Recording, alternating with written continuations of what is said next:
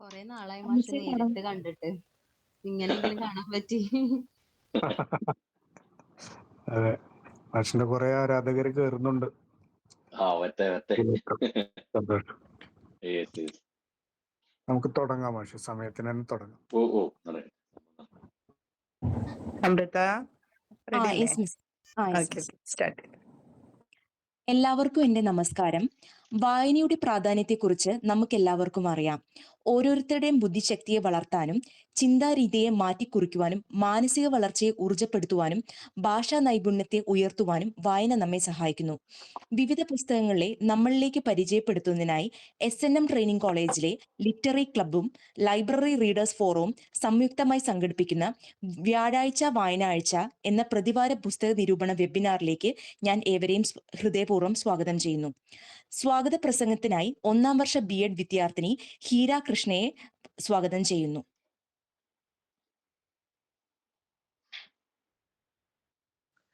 എല്ലാവർക്കും നമസ്കാരം. ഇന്നത്തെ വ്യാഴാഴ്ച വായനാഴ്ചയ്ക്ക് സ്വാഗതം ആശംസിക്കുക എന്നതാണ് എൻ്റെ കർത്തവ്യം. ആദ്യമായി SNM training college principal Susmita ടീച്ചറെ ഈ പ്രോഗ്രാമിലേക്ക് സ്വാഗതം ചെയ്യുന്നു. ഇന്ന് നമ്മൾ പരിചയപ്പെടാൻ പോകുന്ന മാളം എന്ന കഥാസമാഹാരത്തിന്റെ എഴുത്തുകാരനായ KS രതീഷ് സാർ എന്നിവിടെ എത്തിച്ചേർന്നിട്ടുണ്ട്. സാറിനെ സ്നേഹത്തോടെ ഈ പ്രോഗ്രാമിലേക്ക് സ്വാഗതം ചെയ്യുന്നു.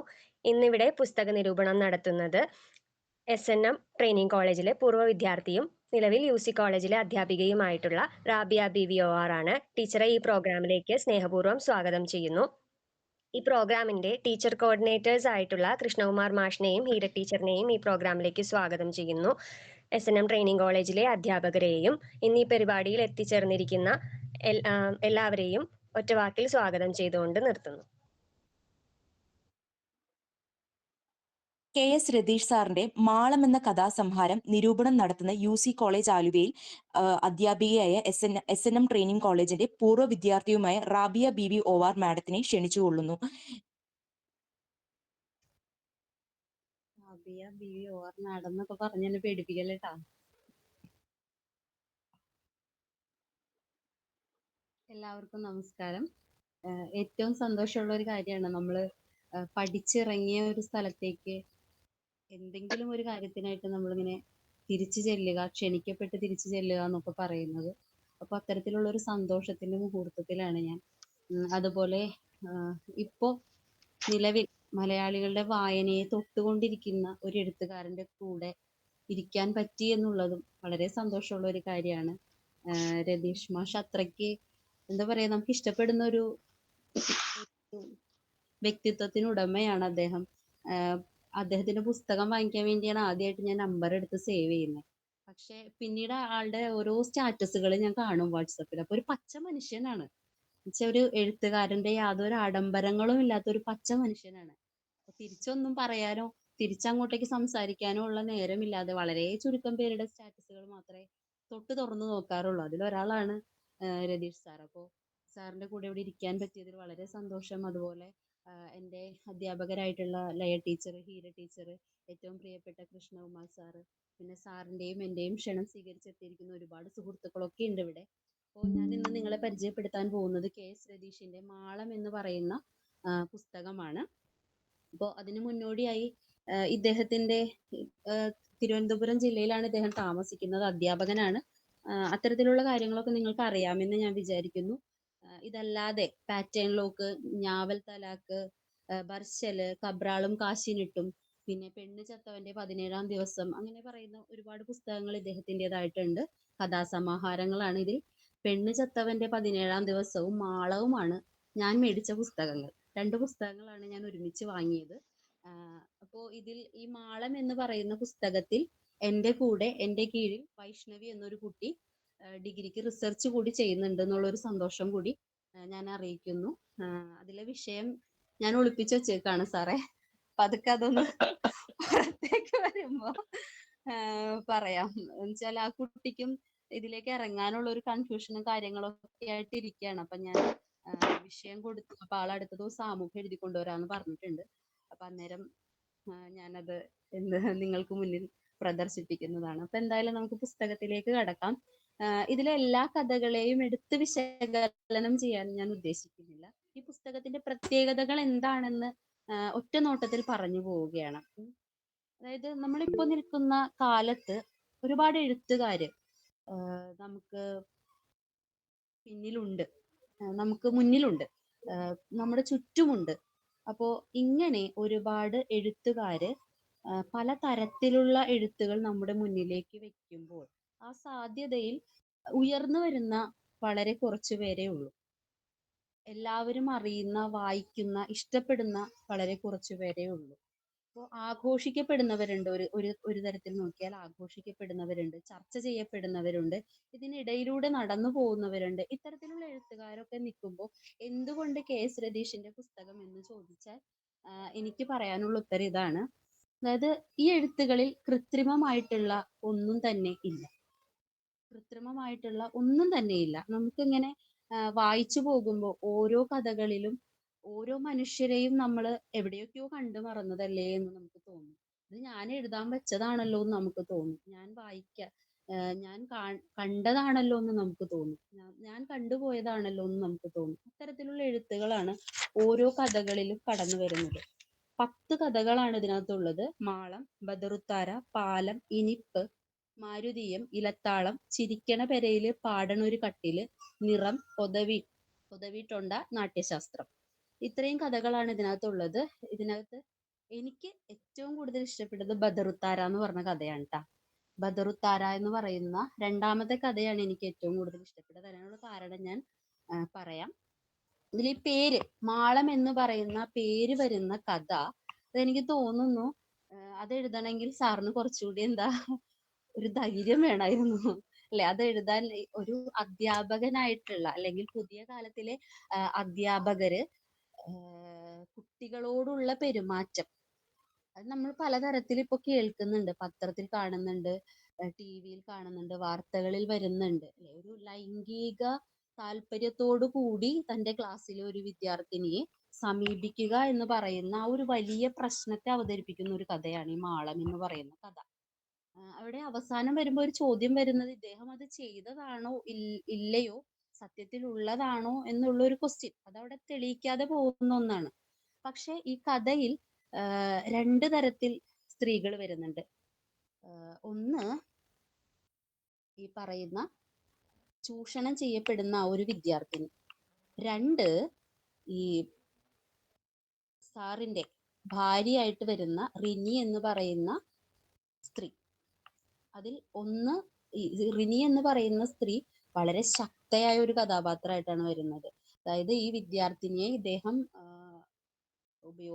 ലൈംഗികമായി ഉപയോഗിക്കുകയോ ഇല്ലാതിരിക്കുകയോ ചെയ്യട്ടെ, ആ ഒരു പ്രശ്നം ഈ വിദ്യാർത്ഥിനിയിൽ നിന്നും അമ്മയിൽ നിന്നും അറിഞ്ഞ റിനി, ഈ ഭാര്യയായിട്ടുള്ള റിനി ഇയാളെ ഇവിടുന്ന് സ്ഥലം മാറ്റം കിട്ടി പോകുന്ന സമയത്ത് അയാളുമായിട്ടുള്ള എല്ലാ കോണ്ടാക്റ്റുകളും അവസാനിപ്പിച്ചിട്ടാണ് എന്ത് ചെയ്യുന്നത്, പറഞ്ഞയക്കുന്നത്. എന്താ പറയാ, അതിനകത്ത് കൃത്യമായി പറയുന്നുണ്ട്, അയാളുടെ വീട് എന്തായി, വിഭജനം നടന്ന ഭൂമിയായി മാറി. ഭാര്യയും ഭർത്താവും അഥവാ കുട്ടികളും ഉണ്ട്. അപ്പോ അന്നേരം ഈ പറയുന്ന ഒരു കട്ട് ആൻഡ് റൈറ്റ് ആയിട്ടുള്ള ഒരു ആക്ഷൻ എടുക്കാനായിട്ട്, ഏറ്റവും ശക്തമായിട്ടുള്ള ആക്ഷൻ എടുക്കാനായിട്ട് സാധിച്ചൊരു സ്ത്രീയാണ് റിനി എന്ന് പറയുന്നത്. ഈ ഒരു കഥ തുടങ്ങുന്നത്, ആ ജനാലകൾ ഒരിക്കലും തുറക്കരുത്, അവിടെ റോഡാണ്, എന്നെ ആരെങ്കിലും തിരിച്ചറിഞ്ഞാലോ. ഇതൊരു ഭൂതകാലത്തിന്റെ സൂചനയോട് കൂടിയാണ് ഈ കഥ തുടങ്ങുന്നത്.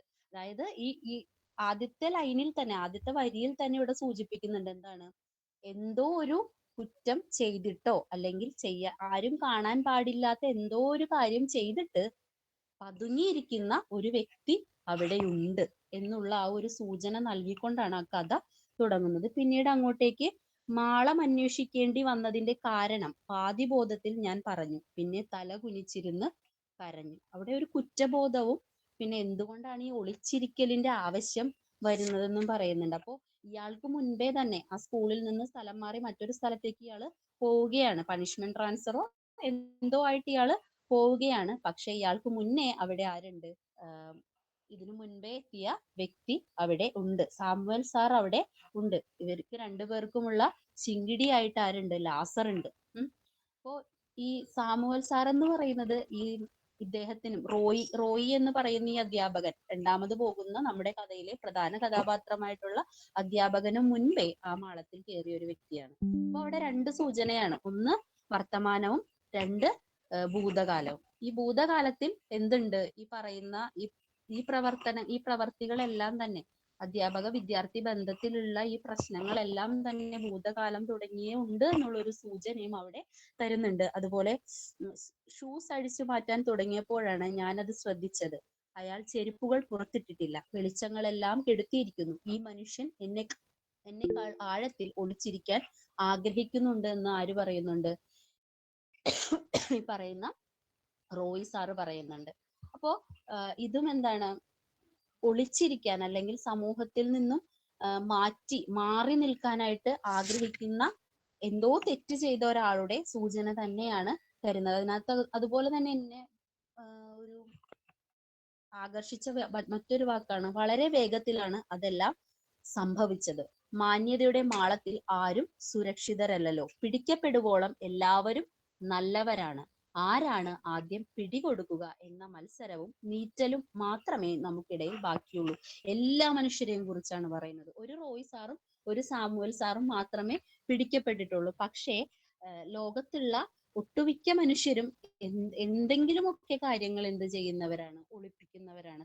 തങ്ങളുടെ ഭൂതകാലത്തിലോ അല്ലെങ്കിൽ തങ്ങളപ്പോ ജീവിക്കുന്ന സമയത്തോ എപ്പോഴൊക്കെയോ മനുഷ്യരെല്ലാവരും എന്തെങ്കിലുമൊക്കെയോ ഒളിപ്പിക്കുന്നവരാണ് എന്നുള്ള ഒരു സൂചന കൂടി അവിടെ കൊടുക്കുന്നുണ്ട്. പിടിക്കപ്പെടുവോളം മാത്രം എന്താണ്? എല്ലാവരും നല്ലതാണ് എന്നുള്ള ഒരു കാര്യവും അവിടെ തരുന്നുണ്ട്. പിന്നെ ഇതിനകത്തേക്ക് പുത്തൻ അധ്യാപക സമൂഹത്തിന്റെ ഒരു സൂചന വരുന്നുണ്ട്. പിന്നെ എന്താ, ഈ പറയുന്ന റിനി എന്ന് പറയുന്ന ഒരു പെൺകരുത്തിന്റെ ആ ഒരു കഥാപാത്രം വരുന്നുണ്ട്. പിന്നെ ഈ പെൺകുട്ടിയുടെ അച്ഛൻ ഒരു ശക്തമായിട്ടുള്ള കഥാപാത്രമായിട്ട് വരുന്നുണ്ട്. നെഞ്ചിൽ കത്തി കുത്തി പിടിച്ചിട്ട് കഴുത്തിൽ നിന്നും നെഞ്ചിലേക്ക് താഴുന്ന കത്തി, അത്രയും പരുക്കനായിട്ടുള്ള ഒരു അച്ഛൻ, ആ പെൺകുട്ടി, ഉപദ്രവിക്കപ്പെട്ട പെൺകുട്ടിയുടെ അച്ഛൻ വന്നിട്ട് ഈ റോയ് സാറിനെ കാണുന്നുണ്ട്.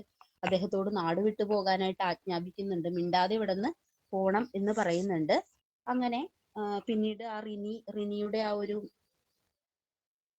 വളരെ ശക്തമായിട്ടുള്ള ഒരു സാന്നിധ്യം വരുന്നുണ്ട്. ഇവിടെ നിന്നും നാട് വിട്ടു പോകുന്നു. പക്ഷെ അവിടെ ചെല്ലുമ്പോഴത്തേക്കിനുമാണ് എന്താണ്, ലാസർ എന്ന് പറയുന്ന ആ ഒരു ആളുടെ സംരക്ഷണയിലാണ് അല്ലെ. ഇനി ഒരിക്കലും എന്ത് ചെയ്യാൻ പറ്റില്ല, പുറത്തേക്ക് ഇറങ്ങാൻ പറ്റാത്ത വിധത്തില് പെട്ടുപോയി എന്നുള്ളൊരു കാര്യം ആര് മനസ്സിലാക്കുന്നത്? റോയ് സാറ് മനസ്സിലാക്കുന്നത്. തനിക്ക് മുൻപേ തന്നെ അവിടെ എന്തുണ്ട്? സാമുവൽ ഉണ്ട്. എത്രയോ വർഷങ്ങളായി, കാലം കടന്നു പോകുന്നത് അറിയാതെ സാമുവൽ സാർ അവിടെ ജീവിക്കുന്നുണ്ടെന്നൊക്കെ മനസ്സിലാക്കുന്നത്. ഇത്തരത്തിൽ അധ്യാപക സമൂഹവും അതിനുള്ളിൽ നടക്കുന്ന ചില കാര്യങ്ങളും ഇവിടെ എന്താണ്, ഒട്ടും പേടിയില്ലാതെയാണ് സാർ അത് അവതരിപ്പിച്ചിരിക്കുന്നത് അല്ലെ. ഇങ്ങനെ ഒരു സമൂഹത്തിനിടയിൽ ഇത്തരത്തിലൊരു പ്രവൃത്തിയും കൂടി നടക്കുന്നുണ്ട്, അല്ലെങ്കിൽ അത്തരത്തിലുള്ള ഒരു ആളുകളും കൂടി ആ സമൂഹത്തിൽ ഉണ്ട് എന്നുള്ളത് ഒട്ടും പേടിയില്ലാതെ വിളിച്ചു പറഞ്ഞിരിക്കുകയാണ്. അത് കഴിഞ്ഞ് പിന്നെ വരുന്നത് ബദറുത്താര എന്ന് പറയുന്ന ഒരു കഥയാണ്. ഞാൻ ഒരിക്കലും എല്ലാ കഥയും പറഞ്ഞു പോയില്ല കേട്ടോ. ഇഷ്ടപ്പെട്ട 1-2 കഥകൾ മാത്രം പറയുന്നുള്ളൂ. ഈ ബദറുത്താര എന്ന് പറയുന്ന കഥ എന്താ പറയാ, എനിക്കത് കണ്ടപ്പോൾ എന്ന് പറയാൻ കാരണം, അതൊരു സിനിമ പോലെയാണ് പോകുന്നത് കഥ. അതിലെ ചിത്രീകരണം, അതിലെ വാക്കുകളുടെ വിന്യാസമൊക്കെ രസാണ്. ഈ ബദറും താരയും ഈ 2 കഥാപാത്രങ്ങളാണ്. അപ്പോ ബദറു പുറത്ത് ഗൾഫിൽ നിന്നും തിരിച്ചു വന്നപ്പോഴേക്കിനും രോഗികളായിരുന്ന ഉമ്മയും ഏക സഹോദരിയും ഒന്നിച്ച് ആത്മഹത്യ ചെയ്തു എന്നുള്ളൊരു വാർത്ത അറിഞ്ഞിട്ടാണ് അദ്ദേഹം ഗൾഫിൽ നിന്ന് തിരിച്ചു വരുന്നത്. അപ്പോൾ എല്ലാ പ്രതീക്ഷകളും കെട്ടടങ്ങി കടലിന്റെ വക്കിൽ പോയിരിക്കുന്ന, പാറയുടെ മുകളിൽ ഇരുന്ന് കടൽ തിരകൾ എണ്ണുന്ന ബദറു അവിടെ വെച്ചിട്ട് ഒരു കുഞ്ഞിനെ, കയ്യിൽ ഒരു കുഞ്ഞിനെയും കൊണ്ട് ബലൂണുകൾ, ചുവന്ന ഹൃദയത്തിന്റെ ഷേപ്പിലുള്ള ചുവന്ന ബലൂണുകൾ വിൽക്കാൻ നടക്കുന്ന ആ നിറത്തിന്റെ കളർ നിങ്ങൾ ശ്രദ്ധിക്കണം. നിറം നിങ്ങൾ ശ്രദ്ധിക്കണം. എന്താണ് ചുവന്നത്? അത് പ്രണയത്തിന്റെ അല്ലെങ്കിൽ പ്രതീക്ഷയുടെ അല്ലെ, നിറം മങ്ങിയ ജീവിതമാണ് താര എന്ന് പറയുന്ന ബലൂൺ വിൽക്കാൻ നടക്കുന്ന സ്ത്രീയുടേതെങ്കിൽ അവളുടെ പ്രതീക്ഷകൾക്കെല്ലാം തീർച്ചയായിട്ടും എന്തുണ്ട്? നിറങ്ങളുണ്ട്. അതാണ് അവളുടെ കയ്യിലിരിക്കുന്ന ആ ബലൂണുകൾ. അവിടെ വെച്ച് ബദർ എന്ത് ചെയ്യുന്നു? ആ താരയെ കാണുന്നു. പിന്നീടാണ് അയാൾക്ക് മനസ്സിലാവുന്നത് 8ാം ക്ലാസ്സിൽ വെച്ച് തന്റെ കൂടെ പഠിച്ചു പിരിഞ്ഞു പോയ താരയാണെന്നല്ലേ, ബേക്കറി ഉടമയായിട്ടുള്ള വ്യക്തിയുടെ മകളായിട്ടുള്ള താരയാണെന്ന് മനസ്സിലാവുന്നു. അതിനുശേഷം എന്താണ്, പതുക്കെ ഇവര് തമ്മിൽ കാണാനും പെട്ടെന്ന് തന്നെ ബദറുവിന്റെ കാറിലേക്ക് താര കയറാനും ഉള്ളൊരു സന്ദർഭമൊക്കെ ഉണ്ട്. ബദറു വിചാരിക്കുന്നത് താരയ്ക്ക് തന്നെ മനസ്സിലായി എന്നാണ്. പക്ഷെ അല്ല. താര ബദറുവിനെ മറ്റൊരു കാര്യത്തിനാണ് ക്ഷണിച്ചു പോകുന്നത്. എന്തിനാണെന്ന് വെച്ചാല് അവള് ആ സമയം കൊണ്ട് തന്റെ ജീവിതത്തിലെ പ്രശ്നങ്ങൾ കാരണം അവൾ എന്തായി കഴിഞ്ഞിരുന്നു, ലൈംഗിക തൊഴിലാളി ആയി കഴിഞ്ഞിരുന്നു. അപ്പൊ എപ്പോഴും ഒന്നുമല്ല, പക്ഷെ അവൾ അതിലത് പറഞ്ഞു പോകുന്ന ഒരു പരുക്കൻ വാക്കുകളിലൂടെ അവൾ അത് പറയുന്നുണ്ട്, വിളിച്ചു പറയുന്നുണ്ട്. എന്താണ്, തനിക്ക് ആവശ്യമുള്ളപ്പോൾ, അല്ലെ, തനിക്ക് കൂടി സഹിക്കാൻ പറ്റാതെ ആവുമ്പോൾ മാത്രമേ അവൾ എന്ത് ചെയ്യുന്നുള്ളൂ, ഒരാളെ തിരഞ്ഞ് പോകുന്നുള്ളൂ എന്ന് പറയുന്നുണ്ട്. പിന്നീട് അവളെ പറ്റിച്ചുപോയ ഭർത്താവിനെ കുറിച്ച് പറയുന്നുണ്ട്. മകളുടെ അസുഖത്തിന് ചെലവാക്കാൻ വെച്ചിരുന്ന പണം കൊണ്ട് പറ്റിച്ചുപോയ ഭർത്താവിനെ കുറിച്ച് പറയുന്നുണ്ട്. ഇവരിങ്ങനെ സമാഗമിക്കാൻ പോകുന്ന നേരത്ത് കൊച്ചിന് അസുഖം കൂടുന്നതും ഹോസ്പിറ്റലിലേക്ക് എടുത്തുകൊണ്ട് ഓടുന്നതും വീണ്ടും ആ ഭർത്താവ് വരുന്നതും ആ ഹോസ്പിറ്റലിൽ വെച്ച് വീണ്ടും അയാൾ ആ പണം എടുത്തുകൊണ്ട് പോകുന്നതും ഇത്തരത്തിലുള്ള കാര്യങ്ങളൊക്കെയാണ് ആ കഥയിലേക്ക് കടന്നു വരുന്നത്. ഇതുപോലെ തന്നെ സ്മിതയുടെയും പാലമണിയുടെയും കഥ പറയുന്ന പാലം എന്ന് പറയുന്ന ഒരു കഥ, അത് മണി എന്ന് പറയുന്ന ഒരു വ്യക്തി, പാലം എന്നുള്ള പേരിൽ എന്താണ് ഈ പറയുന്ന സ്മിതയെയും മണിയെയും തമ്മിൽ ബന്ധിപ്പിക്കുന്ന ആ ഒരു പാലം, അത് എന്തിൻ്റെതായിരുന്നു, കച്ചവടത്തിൻ്റെതായിരുന്നു. ഇവർ രണ്ടുപേരും എക്സിക്യൂട്ടീവ്സ് ആയിരുന്നെങ്കിൽ, സെയിൽസ് എക്സിക്യൂട്ടീവ്സ് ആയിട്ട് ജോലി ചെയ്തിരുന്ന ആളുകളാണ്. പിന്നീടാണ് ആ ഒരു കച്ചവടത്തെ സ്മിതയുടെ ശരീരം കൊണ്ടുള്ള കച്ചവടമാക്കിയിട്ട് എന്ത് ചെയ്യുന്നത്, മണി മാറ്റുന്നത്. അദ്ദേഹം ഒരു ഏജന്റ് ആയിട്ട് മാറുന്നു. പലതരത്തിലും ഈ സ്മിതയുടെ ശരീരം വെച്ച് കച്ചവടം ചെയ്ത പണത്തെ കുറിച്ച് സ്മിത ഒരിക്കലും മണിയോട് ചോദിക്കുന്നില്ല. അതിൽ നിന്നൊരു പങ്ക് അയാളും പറ്റിയിട്ടുണ്ട്. പിന്നീട് അയാൾ എന്തായി മാറുന്നു, അധ്യാപകനായി മാറുന്നു. ക്യാൻസർ രോഗിയായി സ്മിതയും മാറുന്നു. അപ്പോ ഈ ഒരു സമയത്ത് ആണ് വീണ്ടും അവര് കണ്ടുമുട്ടുന്നത്. അപ്പോൾ ഈ അധ്യാപകനായിട്ടുള്ള മണിയുടെ കൂടെ സ്മിതയെ കാണുന്ന സമയത്ത് അദ്ദേഹത്തിന്റെ വിദ്യാർത്ഥികള് പ്രണയിനിയാണോ എന്നൊക്കെ സംശയിക്കുന്ന ഒരു സന്ദർഭമുണ്ട്. വീണ്ടും അവർ ആ ലോഡ്ജ് മുറിയിലേക്ക് പോകുന്നതും അവിടെ വെച്ച് സ്മിത വളരെ എന്താ പറയാ, വളരെ വളരെ തുറന്ന ഒരു സമീപനം ആരോട്, മണിയോട് കാണിക്കുകയും ചെയ്യുന്നുണ്ട്. അപ്പൊ ഇവര് തമ്മിൽ, മണിക്കും സ്മിതയ്ക്കും തമ്മിൽ പ്രണയമാണോ, സ്നേഹമാണോ, അല്ലെങ്കിൽ ജീവിക്കാൻ വേണ്ടി അവര് ചെയ്യുന്ന ആ ഒരു തൊഴിലിന്റെ അതിനകത്തുകൂടി അവര് എത്തിച്ചേർന്ന ജീവിത യാഥാർത്ഥ്യങ്ങളുടെ ആ ഒരു പ്രശ്നമാണോ, എന്താണ് എന്നുള്ളത് നമുക്ക് അറിയാനേ സാധിക്കുന്നില്ല. ഇതെല്ലാം കൂടി ഇഴചേർന്ന് കിടക്കുന്ന ഒരു കഥയായിട്ടാണ് ഈ സ്മിതയും മണിയും വരുന്ന പാലം എന്ന് പറയുന്ന കഥ വരുന്നത്. അതുപോലെ തന്നെ ഇനിപ്പ് എന്ന് പറയുന്ന കഥ, മാരുതി എന്ന് പറയുന്ന കഥ, ഇതൊക്കെ ഈ ജീവിത യാഥാർത്ഥ്യങ്ങളെയാണ് കൊണ്ടുപോകുന്നത്. ഇനിപ്പ് എന്ന് പറയുന്ന കഥയിൽ എന്താണ്, പറ്റിക്കപ്പെടുന്ന ഒരു ഗ്രാമീണ കുടുംബത്തെയാണ്. അതായത് നഗരത്തിന്റെ മോടിയും നഗരത്തിന്റെ പ്രണയവും ഒക്കെ എങ്ങനെയാണ് ഒരു ഗ്രാമീണ കുടുംബത്തിലേക്ക് വന്നെത്തുന്നത്. അതില് തന്റെ കോളേജ് കാലത്തെ പൂർവ്വ സുഹൃത്തുക്കളായിരുന്ന രണ്ട് വ്യക്തികളെ ഭാര്യയും ഭർത്താവുമാണെന്ന് കരുതി വീട്ടിലേക്ക് ക്ഷണിക്കുന്നു. ഒരു പ്രണയികളായിരുന്നു, ഭാര്യയും ഭർത്താവുമാണെന്ന് കരുതി വീട്ടിലേക്ക് ക്ഷണിക്കുകയും എനിക്ക് ആ ഒരു കഥയിൽ ഏറ്റവും വലിയൊരു പ്രത്യേകതയായിട്ട് തോന്നിയത് എന്താണെന്ന് വെച്ചാൽ, ഒരു ഗ്രാമത്തിലെ ഒരു വീട് പട്ടണത്തിൽ നിന്നും വരുന്ന അതിഥികൾക്ക് വേണ്ടി എങ്ങനെ ഒരുങ്ങുന്നു എന്നുള്ളത് വളരെ കൃത്യമായി പറയുന്നുണ്ട്. അതുവരെ കാണാത്ത പൂപ്പാത്രങ്ങൾ, അല്ലെ, അതുവരെ എടുത്തു വിരിക്കാത്ത ബെഡ്ഷീറ്റുകൾ, അതുവരെ തുടച്ചും കഴുകിയും വൃത്തിയാക്കിയിടാത്ത കുളിമുറികൾ, ഇതൊക്കെ എങ്ങനെയാണ് ആ ഒരു പട്ടണത്തിനെന്നല്ല, അതിഥികളെ സ്വീകരിക്കാൻ വേണ്ടി എങ്ങനെയാണ് ഒരു കുഞ്ഞു വീട് ഒരുങ്ങുന്നത് എന്നുള്ളത് കൃത്യമായി അതിനകത്ത് പറയുന്നുണ്ട്. എന്താണ്, ഈ ഭാര്യയും ഭർത്താവും ആയിരുന്ന ഈ ഗ്രാമത്തിലെ ഭാര്യയും ഭർത്താവും കിടന്നുറങ്ങിയിരുന്ന മുറിയിൽ എപ്പോഴും വിയർപ്പിന്റെയും പാത്രം കഴുകുന്ന സോപ്പിന്റെയും ഒക്കെ മണമായിരുന്നെങ്കിൽ, ഈ അതിഥികൾ വരുന്ന സമയമായപ്പോഴത്തേക്കിനും അതിനെന്ത് വന്നു, അത്തറിന്റെയും നല്ല മണമുള്ള പുതിയ സോപ്പിന്റെയും മണം. അതുപോലെ അവർക്ക് കുളിക്കാൻ വന്നിരിക്കുന്ന അതിഥികൾക്ക് കുളിക്കാനായി ഏറ്റവും പുതിയ സോപ്പാണ് അമ്മ അവിടെ എടുത്തു വെക്കുന്നത്. അല്ലാതെ നമ്മള് കുളിക്കാൻ കയറുമ്പോൾ കാണുന്ന പകുതി കഷ്ണം സോപ്പൊന്നല്ല, നല്ല വെളുത്ത ഏറ്റവും പുതിയ സോപ്പാണ് ഈ വീട്ടുകാരി അവിടെ എടുത്തു വെക്കുന്നത്. അതുപോലെ തന്നെ ഈ വന്നിരിക്കുന്ന സുഹൃത്തുക്കൾ രണ്ടുപേരും കപട സ്നേഹം നടിച്ചാണ് വന്നിരിക്കുന്നതെങ്കിൽ ഇവർ അങ്ങോട്ടേക്ക്, ഗ്രാമത്തിലുള്ളവർ അങ്ങോട്ടേക്ക് കാണിക്കുന്ന സ്നേഹം എന്ന് പറയുന്നത് വളരെ നിഷ്കളങ്കമായ സ്നേഹമാണ്. അപ്പോൾ ഇതുവരെ മക്കളൊന്നും ആയില്ലേ എന്ന് വന്നിരിക്കുന്ന അതിഥികളോട് ചോദിക്കുമ്പോൾ ഇല്ല എന്ന് അവർ പറയുന്നു. പിന്നീട് ഇവിടെയുള്ള ഈ കഥ പറയുന്ന കഥാകൃത്തിന്റെ അമ്മ വയറ്റിൽ തൊട്ട് പ്രാർത്ഥിക്കുന്നതും പിന്നെന്താ ഉപ്പും മുളകും ഒഴിഞ്ഞിടുന്നതും ഒക്കെ ആ കഥയിൽ വളരെ ഭംഗിയായി ചിത്രീകരിച്ചു പോകുന്നുണ്ട്. അപ്പോൾ പിന്നീട് അവസാനം താൻ പറ്റിക്കപ്പെടുകയായിരുന്നു എന്ന് ആ ഒരു വ്യക്തി മനസ്സിലാക്കുന്നതും വളരെ വിഷമത്തോടു കൂടിയാണ് നമുക്കത് അംഗീകരിക്കാനായിട്ട്, അല്ലെങ്കിൽ നമുക്കത് മനസ്സിലാക്കാൻ, നമുക്കത് ഉള്ളിലേക്ക് എടുക്കാനായിട്ട് പറ്റുകയുള്ളൂ. അപ്പോൾ ഇത്തരത്തിലുള്ള ഒരുപാട് കഥകൾ കോർത്തിണക്കിയാണ് ഓരോ എഴുത്തും മുന്നോട്ട് പോകുന്നത്, ഓരോ കഥയും മുന്നോട്ട് പോകുന്നത്. ഇത്തരത്തിലുള്ള അനുഭവങ്ങളെ കോർത്തിണക്കിയാണ്. ഇപ്പോൾ നമ്മൾ കണ്ടുപോകുന്ന കഥകളിലെ എല്ലാം സ്ത്രീകൾ എന്ന് പറയുന്നത് പോരാട്ടത്തിന്റെ, ജീവിതത്തോട് പോരാടുന്നവരാണ്. എങ്ങനെയെങ്കിലും ജീവിച്ചേ കഴിയുള്ളൂ. ഇപ്പൊ നമുക്കറിയാം, പണമില്ലാതെ ഈ ലോകത്ത് ഒരിക്കലും നമുക്ക് ജീവിക്കാൻ പറ്റില്ല.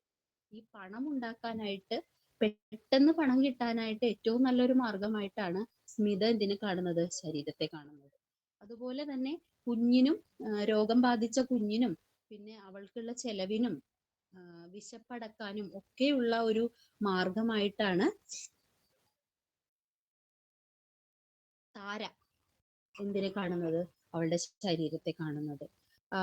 പക്ഷെ മാളം എന്ന് പറയുന്ന കഥയിലെ റിനി ശരീരത്തെയോ കുടുംബത്തെയോ ഒന്നും നോക്കുന്നില്ല. അവൾ എന്ത് ചെയ്യുകയാണ്? ശക്തമായി പ്രതികരിക്കുകയാണ് ചെയ്യുന്നത്. ഇതുപോലെ തന്നെ മാരുതി എന്ന് പറയുന്ന കഥയിൽ ഒരു കഥാപാത്രമുണ്ട്. ആ കഥാപാത്രത്തിന്റെ പേരെന്തായിരുന്നു? മറന്നുപോയി. നല്ലൊരു പേരാണ് കേട്ടോ, ഞാൻ മറന്നുപോയി. പെട്ടെന്ന് ഇങ്ങനെ ഓർത്ത് വരുമ്പോഴത്തേക്കിനും മറന്നുപോയി. മാരുതിയം എന്ന് പറയുന്ന കഥാപാത്രത്തിന്റെ പേര്, കഥാപാത്രത്തിന്റെ പെൺകുട്ടിയുടെ പേര് നാൻസി എന്നാണ് പേര്. ഈ നാൻസി എന്ന് പറയുന്നത് നമുക്ക് ഒരിക്കലും സങ്കല്പിക്കാൻ പറ്റാത്ത ഒരു കഥാപാത്രമാണ്. കാരണം അവള് കല്യാണം കഴിക്കുന്നത്, വിവാഹം ചെയ്യുന്നത് അവളുടെ കോളേജിലെ തന്നെ സാറായിരുന്ന ഒരു വ്യക്തിയാണ്. അപ്പോൾ കോളേജിലൊക്കെ ആരാധനയോടുകൂടി നോക്കിക്കണ്ടിരുന്ന ആ ഒരു സാറിനെ കല്യാണം കഴിക്കുന്ന ഈ നാൻസി കോളേജിലും ഒരു സിനിമാ താരത്തിന്റെ അതേ ഒരു ലുക്കിൽ നടന്നിരുന്ന ഒരു പെൺകുട്ടിയാണ്. പക്ഷെ ഈ മാരുതി 800 എന്ന് പറയുന്ന കാർ ഓടിക്കുന്ന തന്റെ ഭർത്താവ് ഈ മാരുതി 800 തന്നെയാണ് അവൾ എന്ത് ചെയ്യുന്നത്? തന്റെ ഭർത്താവിനെയും ഉപമിക്കുന്നത്. അദ്ദേഹത്തിന് പക്ഷെ അവൾക്ക് ഇഷ്ടം എന്താണ്?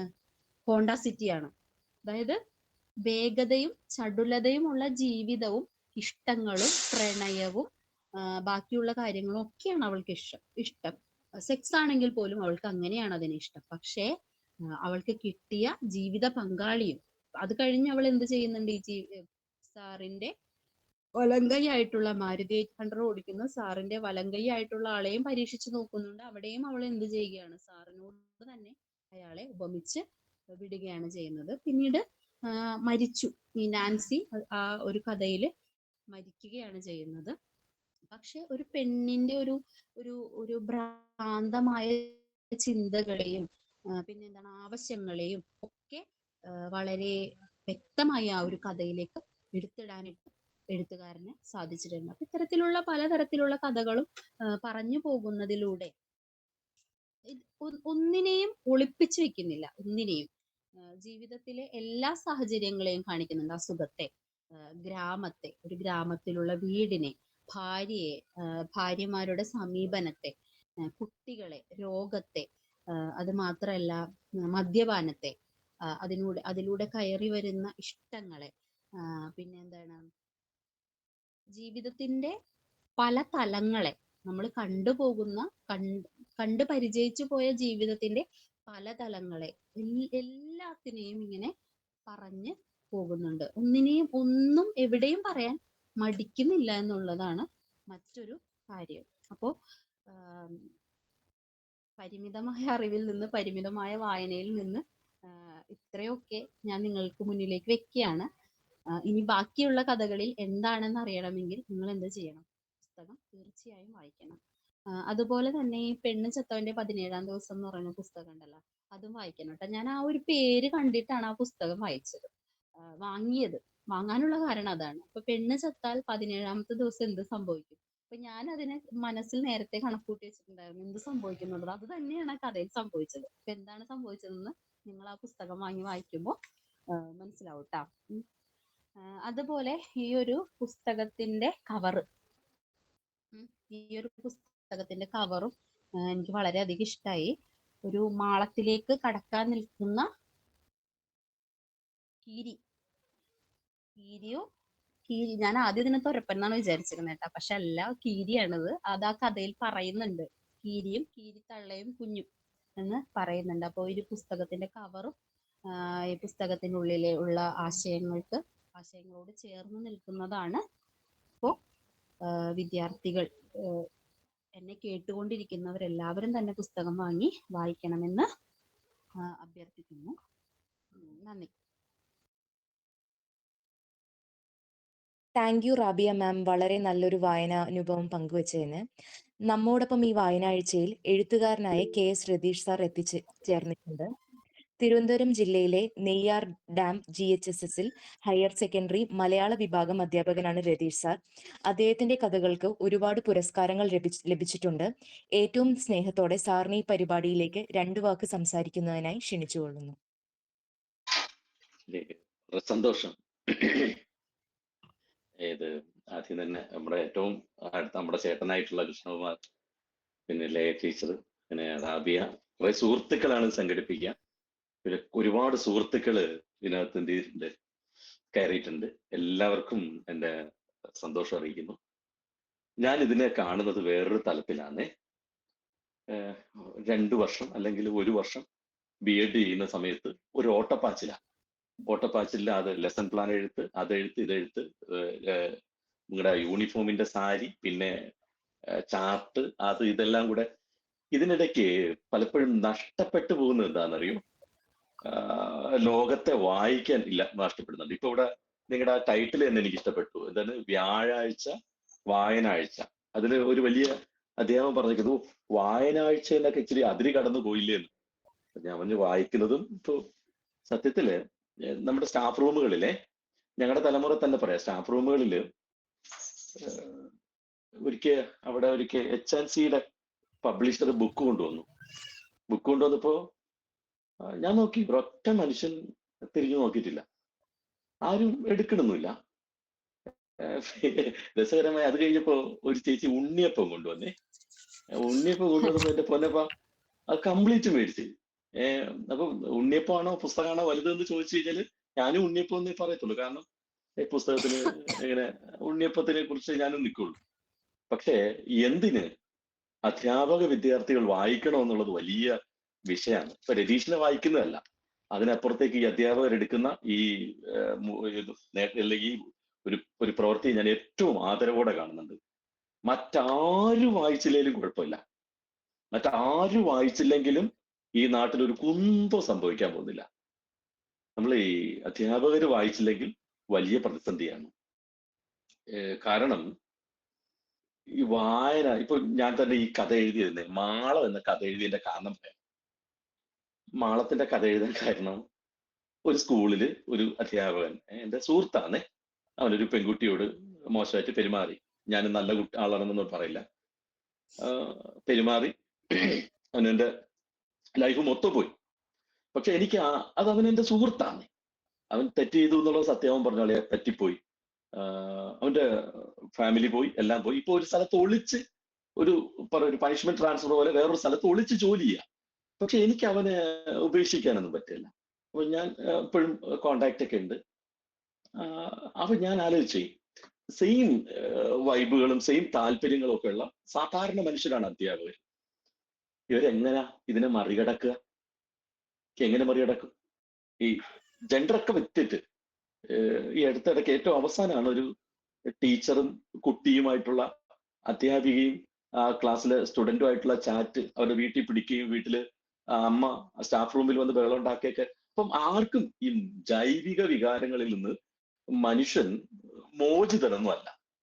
നമ്മളെല്ലാം ഭയങ്കര സുരക്ഷിതമായ മാളത്തിൽ ഇരിക്കാൻ ശ്രമിക്കുന്ന മനുഷ്യരാണ്.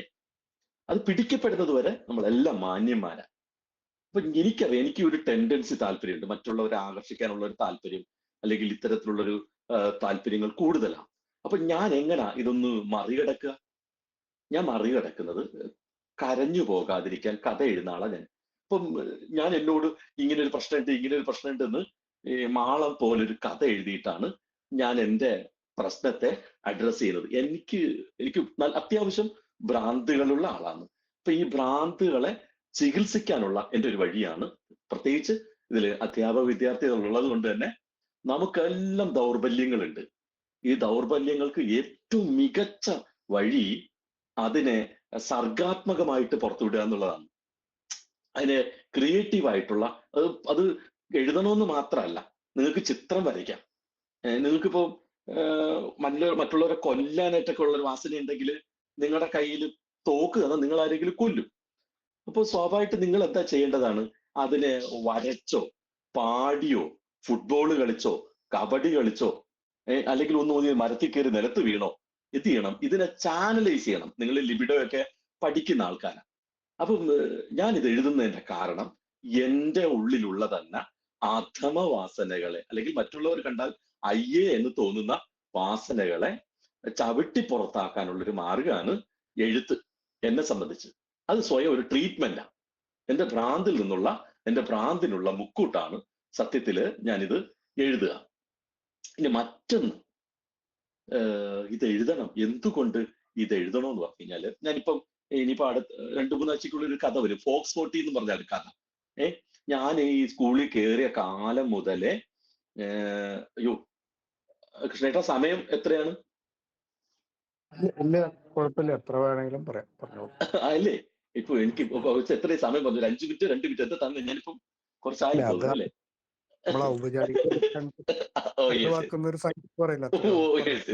അപ്പൊ ഫോക്സ് 40 എന്ന് പറഞ്ഞൊരു കഥയെ, ആ കഥയില് പല സ്കൂളുകളിലും ഇന്ന് കളിക്കാനുള്ള ഇടമില്ല കുട്ടികൾക്ക്. ഇവന്റെ എനർജിയെ ചാനലൈസ് ചെയ്യാൻ ഒരു ഇടമില്ല.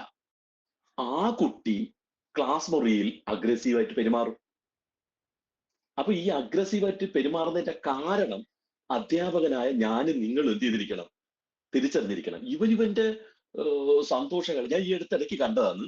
ഈ ക്ലാസ് റൂമിലെ സ്വിച്ച് ബോർഡില്ലേ, സ്വിച്ച് ബോർഡിൽ സ്വിച്ച് ഇങ്ങനെ സ്ട്രെയിറ്റ് വെച്ചിട്ട് ഒരു കുട്ടി ഇടിച്ച് ആ സ്വിച്ചിനെ അകത്തേക്ക് ആക്കുക. അപ്പൊ ഞാനിത് കണ്ടുപിടിക്കുക, എടാ നിനക്ക് എന്തിന്റെ കേടാന്ന്? ഞാൻ പിന്നെയാണ് ഞാൻ അറിയുന്നത്, അവൻ റെസ്ലിംഗ്, അവൻ കരാട്ടയുടെ സ്റ്റുഡന്റാ. ഇവനിത് ചാനൽ ചെയ്യാൻ മറ്റൊരു ഇടം വേണം. ഇതൊന്നും ഉണ്ടാക്കി കൊടുക്കാതെ, അല്ലെങ്കിൽ ഈ അവസരങ്ങളൊന്നും ഇല്ലാതെ ഈ കുട്ടി തന്റെ ദേഷ്യവും ഒക്കെ, ഈ സ്വിച്ച് ഇടിച്ച് അകത്തിട്ട കുട്ടി 1/2 മണിക്കൂർ ഫുട്ബോൾ കളിച്ചിട്ടാണ് വന്നതെങ്കിൽ ഇവൻ ഈ കൈക്കരുത്ത് എവിടെ കാണിക്കില്ല? ക്ലാസ് മുറിയിലെ ഫാനിനോടോ സ്വിച്ചിനോടോ കാണിക്കില്ല. ഇങ്ങനൊരു വിഷയത്തെ, കളിയിടങ്ങൾ നഷ്ടമാകുന്ന കുട്ടികളുടെ വിഷയത്തെ കുറിച്ച് എഴുതിയ കഥയാണ് ഫോക്സ് 40. ഞാനിത് പറയാൻ മറ്റൊരു കാരണം, അധ്യാപകരായ നമുക്ക് വലിയൊരു ഉത്തരവാദിത്വമുണ്ട്. സത്യത്തിൽ സമൂഹത്തിന്റെ വിഷം മുഴുവനും തിന്നേണ്ട, അതിനെ വലിച്ചെടുക്കേണ്ട, അതിനെക്കുറിച്ച് ലോകത്തോട് ഉറക്കെ വിളിച്ചു പറയേണ്ട ആൾക്കാരാണ് നമ്മൾ മാഷന്മാര്, പ്രത്യേകിച്ച് നമ്മൾ അധ്യാപകർ. നമ്മൾ ഇങ്ങനെ വിളിച്ചു പറഞ്ഞുകൊണ്ടിരിക്കണം. പിന്നെ 3 ഇപ്പൊ 2-3 തവണ റാബിയ സംസാരിക്കുകയുണ്ടായി. ഇതൊക്കെ ഒന്നും ഒളിവും മറവൊന്നുമില്ല. പലപ്പോഴും നമ്മൾ അധ്യാപകർക്ക് പറ്റിയ ഏറ്റവും വലിയ അബദ്ധം എന്നാണെന്നറിയോ? നമ്മൾ ഏതോ വിശുദ്ധ മനുഷ്യരാണെന്നും, നമ്മൾ ഇതൊന്നും പറയാൻ പാടില്ലെന്നും, നമ്മൾ ഈ വിഷയങ്ങളൊന്നും അഡ്രസ് ചെയ്യാൻ പാടില്ലെന്നും എവിടെയോ ഒരു മൂഢന്യായം വന്നതിന്റെ പേരിലാണ് നമുക്കിപ്പോ പലതും എന്ത് ചെയ്യാൻ പറ്റുന്നത്. ബയോളജി ടീച്ചറൊക്കെ ഇത് നിങ്ങൾക്കറിയാലോ, പ്രത്യുൽപാദനം അറിയാലോ എന്ന് പറഞ്ഞ് അതുപോലും ബയോളജി ടീച്ചർ പോലും സത്യസന്ധമായിട്ട് കുട്ടിയോട് പറയില്ല. എനിക്കിപ്പോഴും അറിയാം, ഞങ്ങൾക്കൊരു കവിതയുണ്ട് കേട്ടോ. മുലപാതി മുറിഞ്ഞ വളാറ്റിൻ കരയിൽ കനലായി വിളിച്ചു, കനലിൻ വിളി ചാട്ടുളിയായി കരളിൽ ചെന്നാഞ്ഞു പതിച്ചു. ഇതിൽ മുലപാതി മുറിഞ്ഞവൾ, മുലയ്ക്ക് മുലയെന്ന് തന്നെ അഡ്രസ് ചെയ്യാൻ സത്യസന്ധമായി ധീരമായി ഈ വിഷയങ്ങളോട് സംവദിക്കാൻ കുട്ടിയെ, നമ്മുടെ മുന്നിലിരിക്കുന്ന മക്കളെ പ്രാപ്തരാക്കേണ്ട വലിയൊരു ഉത്തരവാദിത്വം ആർക്കുണ്ട്? നമ്മൾ അധ്യാപകർക്കുണ്ട്. അവരോട് പറയേണ്ടത് സത്യസന്ധമായിട്ട് പറഞ്ഞു കൊടുക്കൂല നീ, സത്യസന്ധമായിട്ട് പറഞ്ഞു കൊടുക്കൂല. ഒരു കവിത, നിൻ ചുണ്ടിൽ ഒട്ടി ഇടയ്ക്ക് ഊറിയ മാധുരി, നിൻ ചുണ്ടിലുള്ളതോ ലിപ്സ്റ്റിക്കിലുള്ളതോ, ആ കവിത. ഈ കവിത വായിക്കാൻ മടിയുള്ള ഭാഷാ അധ്യാപകർ തന്നെ ഉണ്ട്. ക്ലാസ് മുറിയിൽ ലിപ് ലോക്ക് ഒന്ന് പറയാൻ മടിയുള്ള അധ്യാപകരുണ്ട്. സത്യസന്ധമായ ഒരു വിഷയത്തെയും നമ്മൾ അധ്യാപകരാണ് സത്യത്തില് വിട്ടുകളഞ്ഞത് എന്നുള്ളൊരു വാദം എനിക്കുണ്ട്. പലരും പലതും പറയില്ല, പല വിഷയങ്ങളെ കുറിച്ച് പറയില്ല, രാഷ്ട്രീയം പറയില്ല, സാംസ്കാരിക വിഷയങ്ങൾ പറയില്ല, ചരിത്രം പറയില്ല, ചരിത്ര കഥാപാത്രങ്ങളെ പറയില്ല. ഭയമാണ്, കുറെ ആൾക്ക് ഭയം, കുറെ ആൾക്കാർക്ക് നാണം. ഇങ്ങനെ ഇങ്ങനെ ഇങ്ങനെ ഇങ്ങനെ കുട്ടികൾക്ക് ഇതൊന്നും അറിയാത്തൊരു സാഹചര്യമായി.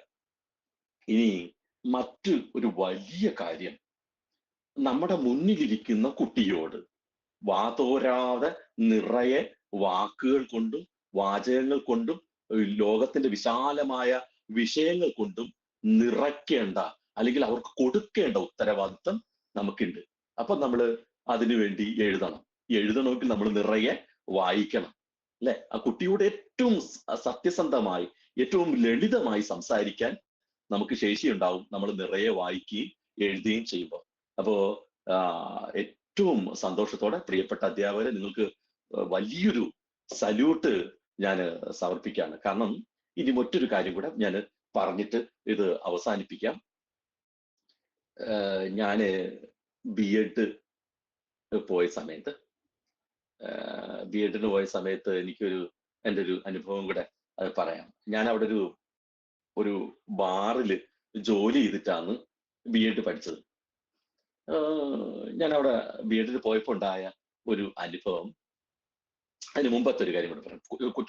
ചെറിയൊരു ക്ലാസ്സിലൊരു കേസും കൂടെ പറയാം. ക്ലാസ്സില് ലീഡറിന് കളക്ട് ചെയ്ത് വെച്ചിരുന്ന പൈസ നഷ്ടമായി. അപ്പോ ഞങ്ങളുടെ ഒരു സാർ ഇങ്ങോട്ട് വന്നിട്ടുണ്ടല്ലോ. ഞങ്ങൾ ആ തൊട്ടടുത്തുള്ള ഒരു അനാഥ മന്ദിരത്തിൽ നിന്നായിരുന്നു വരുന്നത്. ഞങ്ങൾ 3 പേരേ ഉള്ളൂ അനാഥ മന്ദിരത്തിൽ നിന്ന് വരുന്നത്. അപ്പൊ ഒരു സാർ ഇങ്ങോട്ട് വന്നിട്ട് ഞങ്ങളെ 3നെയും പിടിച്ച് മുന്നേ നിർത്തി. എന്നിട്ട് ഞങ്ങളുടെ മാത്രം ബാഗുകൾ പരിശോധിച്ചു. ബാഗുകൾ പരിശോധിച്ചിട്ട് ദേഹ പരിശോധന നടത്തി.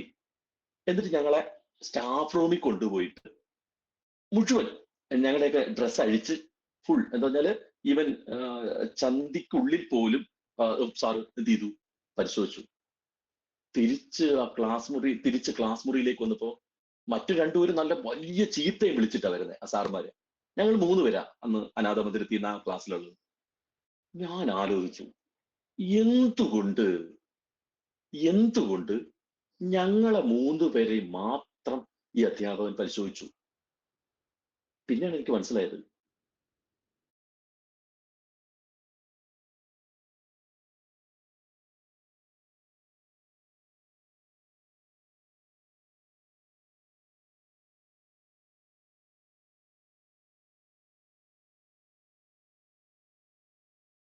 സാറിന്റെ സിഗ്നല് പോയി തോന്നുന്നു അല്ലേ?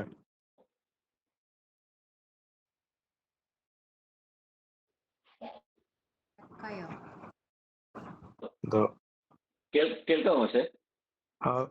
വീഡിയോ ഓഫ് ചെയ്ത് ഓക്കെ പക്ഷെ അത് ഇടയ്ക്ക് ഒരു കോള് വന്നിട്ട് അത് കട്ടായാൻ തോന്നുന്നു. അപ്പൊ ഞാൻ ചെയ്യും. അപ്പൊ ഞങ്ങളെ മാത്രം എന്ത് ചെയ്തു, അത്രേ ഉള്ളൂ. ഞങ്ങൾക്ക് വേണ്ടി ചോദിക്കാൻ ആ സാറിനെയും ആ വിഷയത്തെയും ഇന്നും എനിക്ക് അദ്ദേഹത്തെ അത്തരം വിഷയത്തില് സ്റ്റാഫ് റൂമിൽ ആ വിഷയം പഠിപ്പിക്കാൻ പറ്റുന്ന സാറിനോട് ഞാൻ വഴക്കുണ്ടാക്കിയിരിക്കും.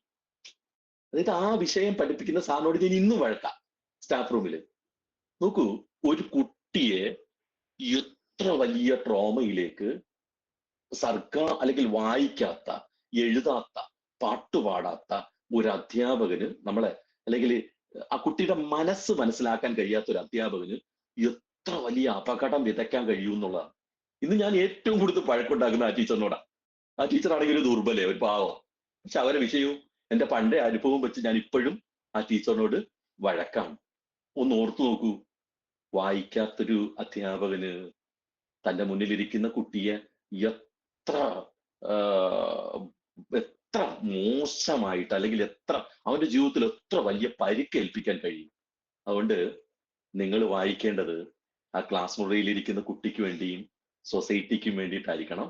പിന്നെ നിങ്ങളെ തന്നെ ഈ ഇടത്തിൽ ഏറ്റവും ഭദ്രമായി നിർത്തുന്നതിന് നിങ്ങൾ നിറയെ വായിച്ചുകൊണ്ടിരിക്കണം, നിറയെ എഴുതിക്കൊണ്ടിരിക്കണം. എന്നെ മാളത്തെ ചേർത്ത് നിർത്തിയതിന്, ഈ വായനയ്ക്ക് പ്രിയപ്പെട്ട റാബിക്കും കൃഷ്ണകുമാർ മാഷിനും ലയ ടീച്ചറിനും ഹീര ടീച്ചറിനും ഒക്കെ വന്ന എന്റെ മറ്റ് സുഹൃത്തുക്കൾ, ഒരുപാട് സുഹൃത്തുക്കളെ കാണുന്നുണ്ട്. അവിടെ ഞാൻ അവിടെ ഉണ്ടെന്നൊക്കെ ഹഫ്സയൊക്കെ പറഞ്ഞു. എല്ലാ പ്രിയപ്പെട്ടവർക്കും നിറഞ്ഞ സ്നേഹം അറിയിക്കുന്നു. തുടർന്നും വായനകളിൽ എന്നെ കൂട്ടുക. പ്രിയപ്പെട്ട വിദ്യാർത്ഥികളെ, നിങ്ങൾ ഏറ്റവും സ്നേഹത്തോടെ ഈ നാടിനു വേണ്ടി എന്ത് ചെയ്യുക, നിറയെ വായിക്കുക. നിങ്ങളുടെ തൊഴിലിനെ ഏറ്റവും സർഗാത്മകമാക്കാനായിട്ട് വായിക്കുക. Thank you. ഒരുപാട് നന്ദി സാർ, ഞങ്ങളുടെ ഈ പരിപാടിയിൽ വന്ന ഒരുപാട് കാര്യങ്ങൾ പങ്കുവച്ചതിന്. ഇനി അടുത്തത് നമ്മുടെ ഇന്ററാക്റ്റീവ് സെഷൻസ് ആണ്. ഇതിനോട് അനുബന്ധിച്ച് ചോദ്യങ്ങളും അഭിപ്രായങ്ങളും കൂട്ടിച്ചേർക്കാനുള്ള അവസരം.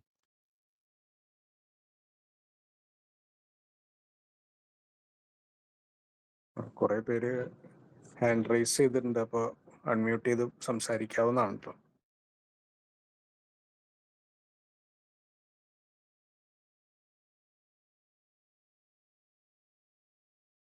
അതോ ഞാനിവിടെ ഉണ്ടെന്ന് ചൂണ്ടി അങ്ങനെ കൈ പൊന്തിച്ച് കാണിച്ചാണോ? പക്ഷെ പലരെയും ഇങ്ങനെ ഹാൻഡ് റൈസ് ചെയ്ത് കാണുന്നുണ്ട്. നമുക്കൊരു സുവർണാവസരമാണ് കഥാകൃത്തിനെ നേരിട്ട് കിട്ടിയിരിക്കുന്നത്. റാബിയ പറഞ്ഞ പോലെ ആളെ ഇങ്ങനെ ഒന്ന് കയ്യോടെ കിട്ടിയ മുഹൂർത്താണ്. മാഷിന്റെ ബോട്ടിൽ ആർട്ടൊക്കെ ഫേസ്ബുക്കിൽ ഇങ്ങനെ കാണാറുണ്ട്. മാഷിന്റെ റൂമും ഇങ്ങനെ സ്വകാര്യ ഇടങ്ങളിൽ കാണാൻ പറ്റിയൊരു സന്തോഷം.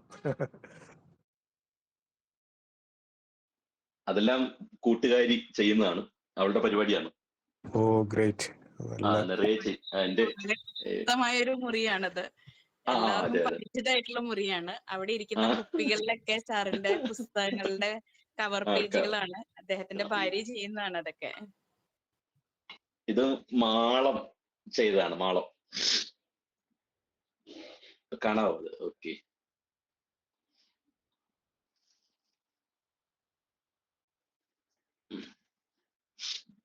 ആർക്കെങ്കിലും എന്തെങ്കിലും ചോദിക്കണമെങ്കിൽ ചോദിക്കാം.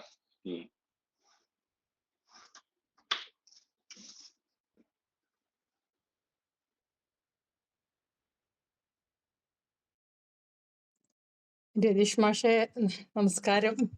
കൃഷ്ണകുമാർ സാറിന് എല്ലാവർക്കും നമസ്കാരം. നമ്മള് നേരിട്ട് പരിചയമില്ല, പക്ഷെ എൻ്റെ നാട് കോതമംഗലമാണ്, എറണാകുളം ജില്ലയുടെ കിഴക്കൻ പ്രദേശം. ഇവിടെ രതീഷ് മാഷ് വന്നിട്ടുണ്ടായിരുന്നു ഒരിക്കൽ, പക്ഷെ എനിക്ക് കാണാൻ പറ്റിയില്ല KL44 സർഗവേദിയുടെ ഒരു പരിപാടിക്ക്. അതൊരു ഭയങ്കര നഷ്ടമായി. ആ നഷ്ടം ഞാൻ ഇന്ന് നികത്തി. ഇന്ന് കൃഷ്ണകുമാർ സാറിന് ഞാൻ മെസ്സേജ് അയച്ച് ഇത് കയറിയത് തന്നെ. അതെ, ഞാൻ അങ്ങയെ ശ്രദ്ധിക്കുന്ന സത്യത്തില് ഫേസ്ബുക്കിലൂടെ മുഖപുസ്തകത്തിലൂടെയാണ്. മുഖപുസ്തകത്തിൽ ഈ പറമ്പില് കൃഷി ചെയ്യുന്ന മാഷിനെ കാണുമ്പോ ഒരു ഒറ്റമുണ്ടൊക്കെ എടുത്ത്, സത്യം പറഞ്ഞിട്ടുണ്ടെങ്കിൽ ഞാനിവിടെ കോതമംഗലം മാർബേസിൽ ഹയർ സെക്കൻഡറി സ്കൂളിലെ ഒരു പ്രധാന അധ്യാപികയാണ്. എൻ്റെ ഭർത്താവ് ഒരു അധ്യാപകനായിരുന്നു, കഴിഞ്ഞ വർഷം റിട്ടയർഡായി. ഇവിടെ എൻ്റെ കൂടെയുള്ള മാഷ് ഇതുപോലെ പറമ്പില് പയറും അതുപോലെ തന്നെ കോവലും ഒക്കെ ആയിട്ട് ഇങ്ങനെ പ്രകൃതിയോട് ഇണങ്ങുന്ന ഒരു മാഷിന്റെ കൂടെ ഞാൻ ജീവിക്കുന്നത്. അങ്ങയെ ഇതുപോലെ കണ്ട്, അതായത് എന്താ പറയുന്നൊരു പച്ചയായ മനുഷ്യനെ കണ്ടറിഞ്ഞതിൽ നിന്നാണ് അങ്ങയുടെ ഈ പറഞ്ഞ എഴുത്തിലേക്കുള്ള ആ ദൂരമല്ല ദൂരക്കുറവ് എനിക്ക് മനസ്സിലായത്. സത്യത്തിൽ ഇന്ന് ഈ സംവാദത്തിൽ എന്നെ ഏറ്റവും കൂടുതൽ എൻ്റെ മനസ്സിനെ സ്പർശിച്ചത് അങ്ങ് പറഞ്ഞ ആ ഒരു പോയിന്റാണ്. അതായത് എന്തുകൊണ്ടാണ് ഞങ്ങളെ മാത്രം ആ മാഷ് അന്ന് അടിച്ചത്? ആ വിഷയത്തോട് എനിക്ക് അന്നു മുതൽ തോന്നുന്ന ഒരു അകൽച്ച. ഇത് പറഞ്ഞപ്പോൾ എൻ്റെ മനസ്സിലേക്ക് വന്ന ഒരു അനുഭവം പെട്ടെന്ന് ഞാൻ അങ്ങ് പങ്കുവയ്ക്കാം. 10ാം ക്ലാസ്സിൽ ഇതുപോലെ പഠിക്കുമ്പോൾ ഒരു കോൺവെന്റ് സ്കൂളിലാണ് പഠിച്ചത്. അന്ന് ഞങ്ങൾ ഇങ്ങനെ ഇവിടെ ഡൽഹിക്ക് ഒരു വിനോദയാത്ര പോയിരുന്നു. ഞങ്ങളുടെ സിസ്റ്ററിന് അന്നത്തെ HM ഒരു അവാർഡ് കിട്ടി. ഞങ്ങൾ അങ്ങ് പോയി. കൂടെ പോയി കഴിഞ്ഞപ്പോൾ ഇതുപോലെ 1988 കാലഘട്ടമാണ്. പോയപ്പോ ഇതുപോലെ കൂടെ കുറെ ടീച്ചേഴ്സും ഒക്കെ ഉണ്ടായിരുന്നു. ഓരോരുത്തരും ഓരോ കുട്ടികളുടെ കൈ പിടിച്ചുകൊണ്ട് ഇങ്ങനെ പോവാണ്. അപ്പൊ ഓരോ അധ്യാപകർ ഓരോരുത്തരെ കൈ പിടിക്കാൻ വേണ്ടി, അപ്പൊ ഈ കൈ പിടിക്കുന്ന കുട്ടികൾക്ക് ഭയങ്കര ഒരു നിറവാണ്. അപ്പൊ അവിടെ ഓടിച്ചെന്നപ്പോ എൻ്റെ കയ്യിൽ ആരും പിടിക്കാനില്ലായിരുന്നു. ഇന്ന് ഞാൻ പിടിക്കാൻ ഓടിച്ചെന്ന് എൻ്റെ ക്ലാസ് ടീച്ചറായ ടീച്ചറിന്റെ അടുത്തേക്ക് ഓടിച്ചെന്ന് എൻ്റെ കയ്യിൽ പിടിക്കുന്നിരിക്കൊണ്ടാണ്. അപ്പൊ ഈ ഡൽഹിയാണ് സ്ഥലം, 1988 കാലഘട്ടമാണ്. പക്ഷെ എന്നെ പിടിക്കാതെ വേറൊരു കുട്ടിയെ ചേർത്ത് പിടിച്ചുകൊണ്ട് പോയി. സത്യത്തിൽ ഇന്നും ആ വിഷയവും എന്താ പറയുന്നത്, അപ്പൊ നമ്മുടെ മനസ്സിലേക്ക് വരുന്ന ചില ചിത്രങ്ങള്, ഒരു അധ്യാപികയായിട്ടും ഒരു പ്രധാന അധ്യാപികയൊക്കെ ആയിട്ട് വർക്ക് ചെയ്യുമ്പോൾ ഞാനും എൻ്റെ സഹപ്രവർത്തകർക്ക് പറഞ്ഞു കൊടുക്കുന്ന ഒരു പാഠം തന്നെയാണ്, വേറെ ഒന്നുമല്ല, ഈ പറഞ്ഞ നഷ്ടപ്പെട്ടു പോയതിനെയൊക്കെ ചേർത്ത് പിടിക്കാനുള്ള ഒരു മനസ്സ് അങ്ങയുടെ എഴുത്തിലും അങ്ങയുടെ വാക്കുകളിലും ഒക്കെ വാസ്തവത്തിൽ കാണുന്നത് ആ ഒരു അനുഭവം തന്നെയാണ്. വേറെ ഒരിടത്തേക്കും പോകണ്ട, ചുറ്റുപാടുകളെ, പച്ചയായ ജീവിതത്തെ പകർത്താൻ അങ്ങക്ക് കഴിയുന്നു. അത് തന്നെ ഏറ്റവും വലിയ, അങ്ങനെ നേരിട്ട് കാണാൻ കഴിഞ്ഞതിൽ എനിക്ക് തോന്നുന്നു ദൂരെയല്ല, ഏറ്റവും അടുത്ത് കഴിഞ്ഞതിൽ ഒരുപാട് സന്തോഷമുണ്ട്. എന്നൊരു അവസരം തന്ന കൃഷ്ണകുമാർ സാറിനും ഏറെ നന്ദി. ഒപ്പം കോളേജിലെ എല്ലാ കുട്ടികൾക്കും, നിങ്ങളുടെ കോളേജിലെ ഓരോ പ്രവർത്തനങ്ങളും കാണാറുണ്ട്, വളരെ നല്ല രീതിയിൽ പ്രവർത്തനങ്ങൾ മുന്നോട്ട് പോകുന്നു. എല്ലാ ആശംസകളും നേരുന്നു. സാറിനും പ്രത്യേകം സന്തോഷം, നന്ദി. ഒരുപാട് എഴുതാൻ കഴിയട്ടെ. ഞാനിത് എല്ലാ വേദിയിലും പറയാൻ ഒരു കാരണമുണ്ട്.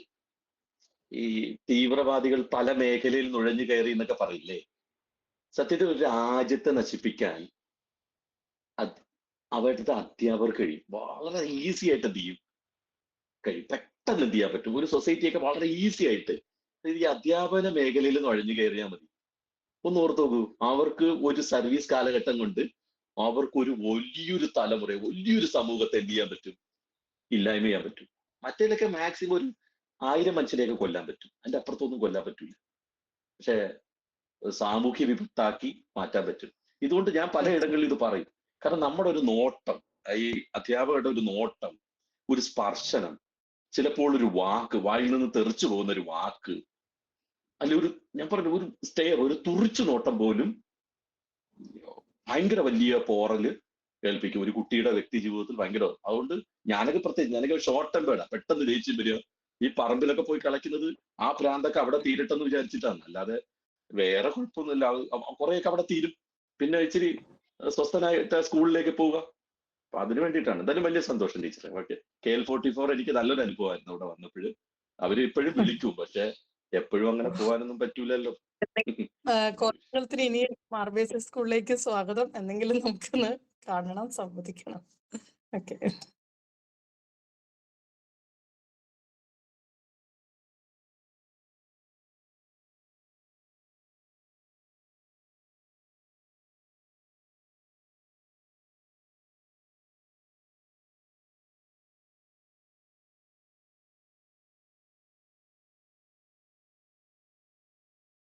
മാഷെ, ചാറ്റ് ബോക്സിൽ ഒരു ക്വസ്റ്റ്യൻ വന്നിട്ടുണ്ട്, വായിച്ചോട്ടെ? ചാറ്റ് ബോക്സിൽ ഹഫ്സിയ താജുദ്ദീൻ എന്ന് പറയുന്ന ആള് ചോദിച്ചിരിക്കുകയാണ്, രതീഷ് മാഷെ, ഇങ്ങനെ തുറന്നെഴുത്ത് നടത്തുമ്പോൾ ഉള്ള അനുഭവം പങ്കുവെക്കാമോ? താങ്കളുടെ മനസ്സിൽ എന്തൊക്കെ വിചാരങ്ങളാകും അനുഭവിക്കുക? അതേ സിറ്റുവേഷൻ ഫേസ് ചെയ്യുന്നവരെ കാണുമ്പോൾ, അറിയുമ്പോൾ എന്താണ് ഫീൽ ചെയ്യുന്നത് എന്നൊരു ക്വസ്റ്റ്യൻ ചാറ്റ് ബോക്സിൽ ഹഫ്സിയ പങ്കുവച്ചിട്ടുണ്ട്. പക്ഷെ നമ്മുടെ സുഹൃത്താണ്. കാരണം അവരിൽ ഇങ്ങനെ ഓരോ ചോദ്യം ചോദിക്കുന്ന അവർക്ക് എന്തോ ദുരുദ്ദേശമുണ്ട്. കാരണം പുള്ളി എന്തോ ഗവേഷണമൊക്കെ ചെയ്യുന്ന ടീമാണ്. നടക്കട്ടെ. എനിക്ക് ഭയങ്കര അനുഭവം ഉണ്ട്. വെച്ചാല് ചില കഥകളൊക്കെ എഴുതുമ്പോൾ ഇതിനകത്ത് തന്നെ മാളം എന്ന കഥ എഴുതി കഴിഞ്ഞ് ആ കഥ എന്റെ സ്റ്റാഫ് റൂമിൽ ഒരു അധ്യാപിക വായിച്ചതിന് ശേഷം ഒരു അധ്യാപിക പറയാണ്, ഇയാളെ ഇപ്പൊ ഇനി സൂക്ഷിക്കണമല്ലോ, ഇയാള് പെൺകുട്ടികളോടൊക്കെ എങ്ങനെ പെരുമാറും ചോദിച്ചു. നമ്മൾ സ്ഥിരം കേൾക്കുന്നതാണ്. ഇതൊക്കെ എഴുതി കഴിയുമ്പോൾ അതിലെ നായകൻ നീയാണോ, അതിലെ നായിക നീയാണോ എന്നൊക്കെ എന്ത് ചെയ്യും, നിരന്തരം ചോദ്യങ്ങൾ വരും. പക്ഷെ അതിന്റെയൊക്കെ അംശം നമ്മുടെ ഉള്ളിലുണ്ട്. നമ്മൾ അല്ലെന്നും പറയണ്ട, നമ്മൾ ആണെന്നും പറയണ്ട. പലപ്പോഴും ഈ അനുഭവം, ദുരനുഭവം, കുറെയൊക്കെ ഞാൻ വന്ന വഴി അത്ര നല്ല വഴിയല്ല. ഞാൻ ഈ തുറന്നെഴുതുന്നതിനൊരു ധൈര്യം കിട്ടിയത് എൻ്റെ ലൈഫ് ഇതിലൂടെയൊക്കെ കടന്നു പോയിട്ടുള്ളത് കൊണ്ടാണ്. പിന്നെ ഈ തുറന്നു പറയുന്ന മനുഷ്യരെ നമ്മുടെ സൊസൈറ്റി ഇപ്പോഴും വിശ്വസിച്ചിട്ടില്ല എന്നുള്ളതാണ് സത്യം. സത്യസന്ധമായി വിളിച്ചു പറയുന്ന മനുഷ്യരെ അവരെന്തോ അപകടകാരികളാണ് എന്ന് ഇപ്പോഴും അത് അറിയാം. പിന്നെ നമുക്കെല്ലാവർക്കും അതില്ലേ, നല്ല ഭംഗിയായിട്ട് ഡ്രസ് ചെയ്ത് വളരെ സൗമ്യതയോടെ സംസാരിച്ച് നല്ല പറയും, നല്ല താടിയൊക്കെയുള്ള അങ്ങനെയുള്ള മനുഷ്യരെ ഇഷ്ടം. ഒരിക്കൽ ഒരു കാര്യം കൂടെ പറയാവേ. ഞങ്ങളുടെ സ്റ്റാഫ് റൂമില് ഒരു ദിവസം ഒരു ടീച്ചറിന്റെ ഹസ്ബൻഡ്, പുള്ളിക്കാരി ഡിവോഴ്സ് ആയതാണ്. പുള്ളിക്കാരൻ പക്ഷെ വിടാൻ താല്പര്യമില്ല. കയറി വന്നിട്ട് ടീച്ചറിനെ ഭയങ്കര ചീത്ത വിളിക്കുക. ടീച്ചർ കരഞ്ഞുകൊണ്ട് ഇങ്ങനെ തലകുനിച്ചിരിക്കുന്നു. ഞാൻ നോക്കുമ്പോ കടാകടിയന്മാരായിട്ടുള്ള അധ്യാപകരൊക്കെ ഉണ്ട്. മലപ്പുറത്തായി സംഭവിക്കുന്നത്, അവിടുത്തെ സ്റ്റാഫ് റൂമില്ല. കുറെ സഹികെട്ട് വന്നപ്പോ ഉണ്ടല്ലോ, നമ്മുടെ ഉള്ളില് ഒരു നാടൻ പട്ടി ഉണ്ടല്ലോ, ഞാൻ എന്നിട്ട് എന്നടാ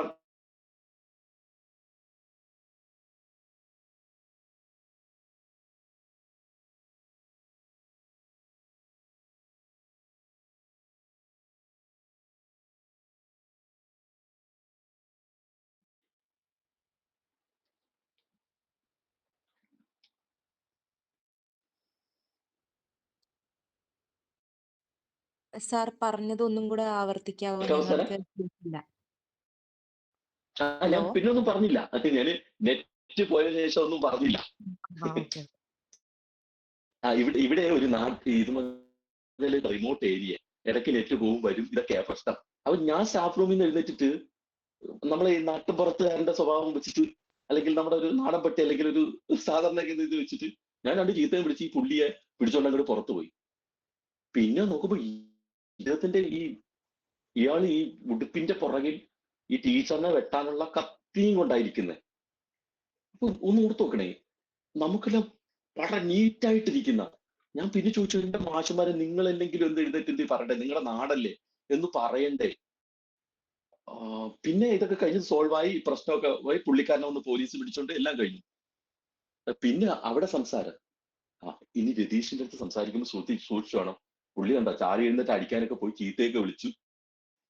നോക്കൂ, അതിന്റെ എല്ലാവരും ഈ ഉറക്കെ സംസാരിക്കുന്ന, തെറി പറഞ്ഞു പോകുന്ന, അല്ലെങ്കിൽ ഒരു വിഷയത്തിലേക്ക് ചാടി ഇറങ്ങുന്ന, അല്ലെങ്കിൽ ഉള്ളത് തുറന്നു പറയുന്ന മനുഷ്യരെ നമ്മുടെ സൊസൈറ്റി ഇപ്പോഴും എന്ത് ചെയ്തിട്ടില്ല. ഇപ്പോഴും നമ്മൾ മറ്റേ കുലസ്ത്രീ കുലപുരുഷ സങ്കല്പത്തിലാണ് നിൽക്കുക. ഇത് പൊളിച്ചെഴുതണമെന്ന് എനിക്ക് വല്ലാത്ത ആഗ്രഹമുണ്ട്.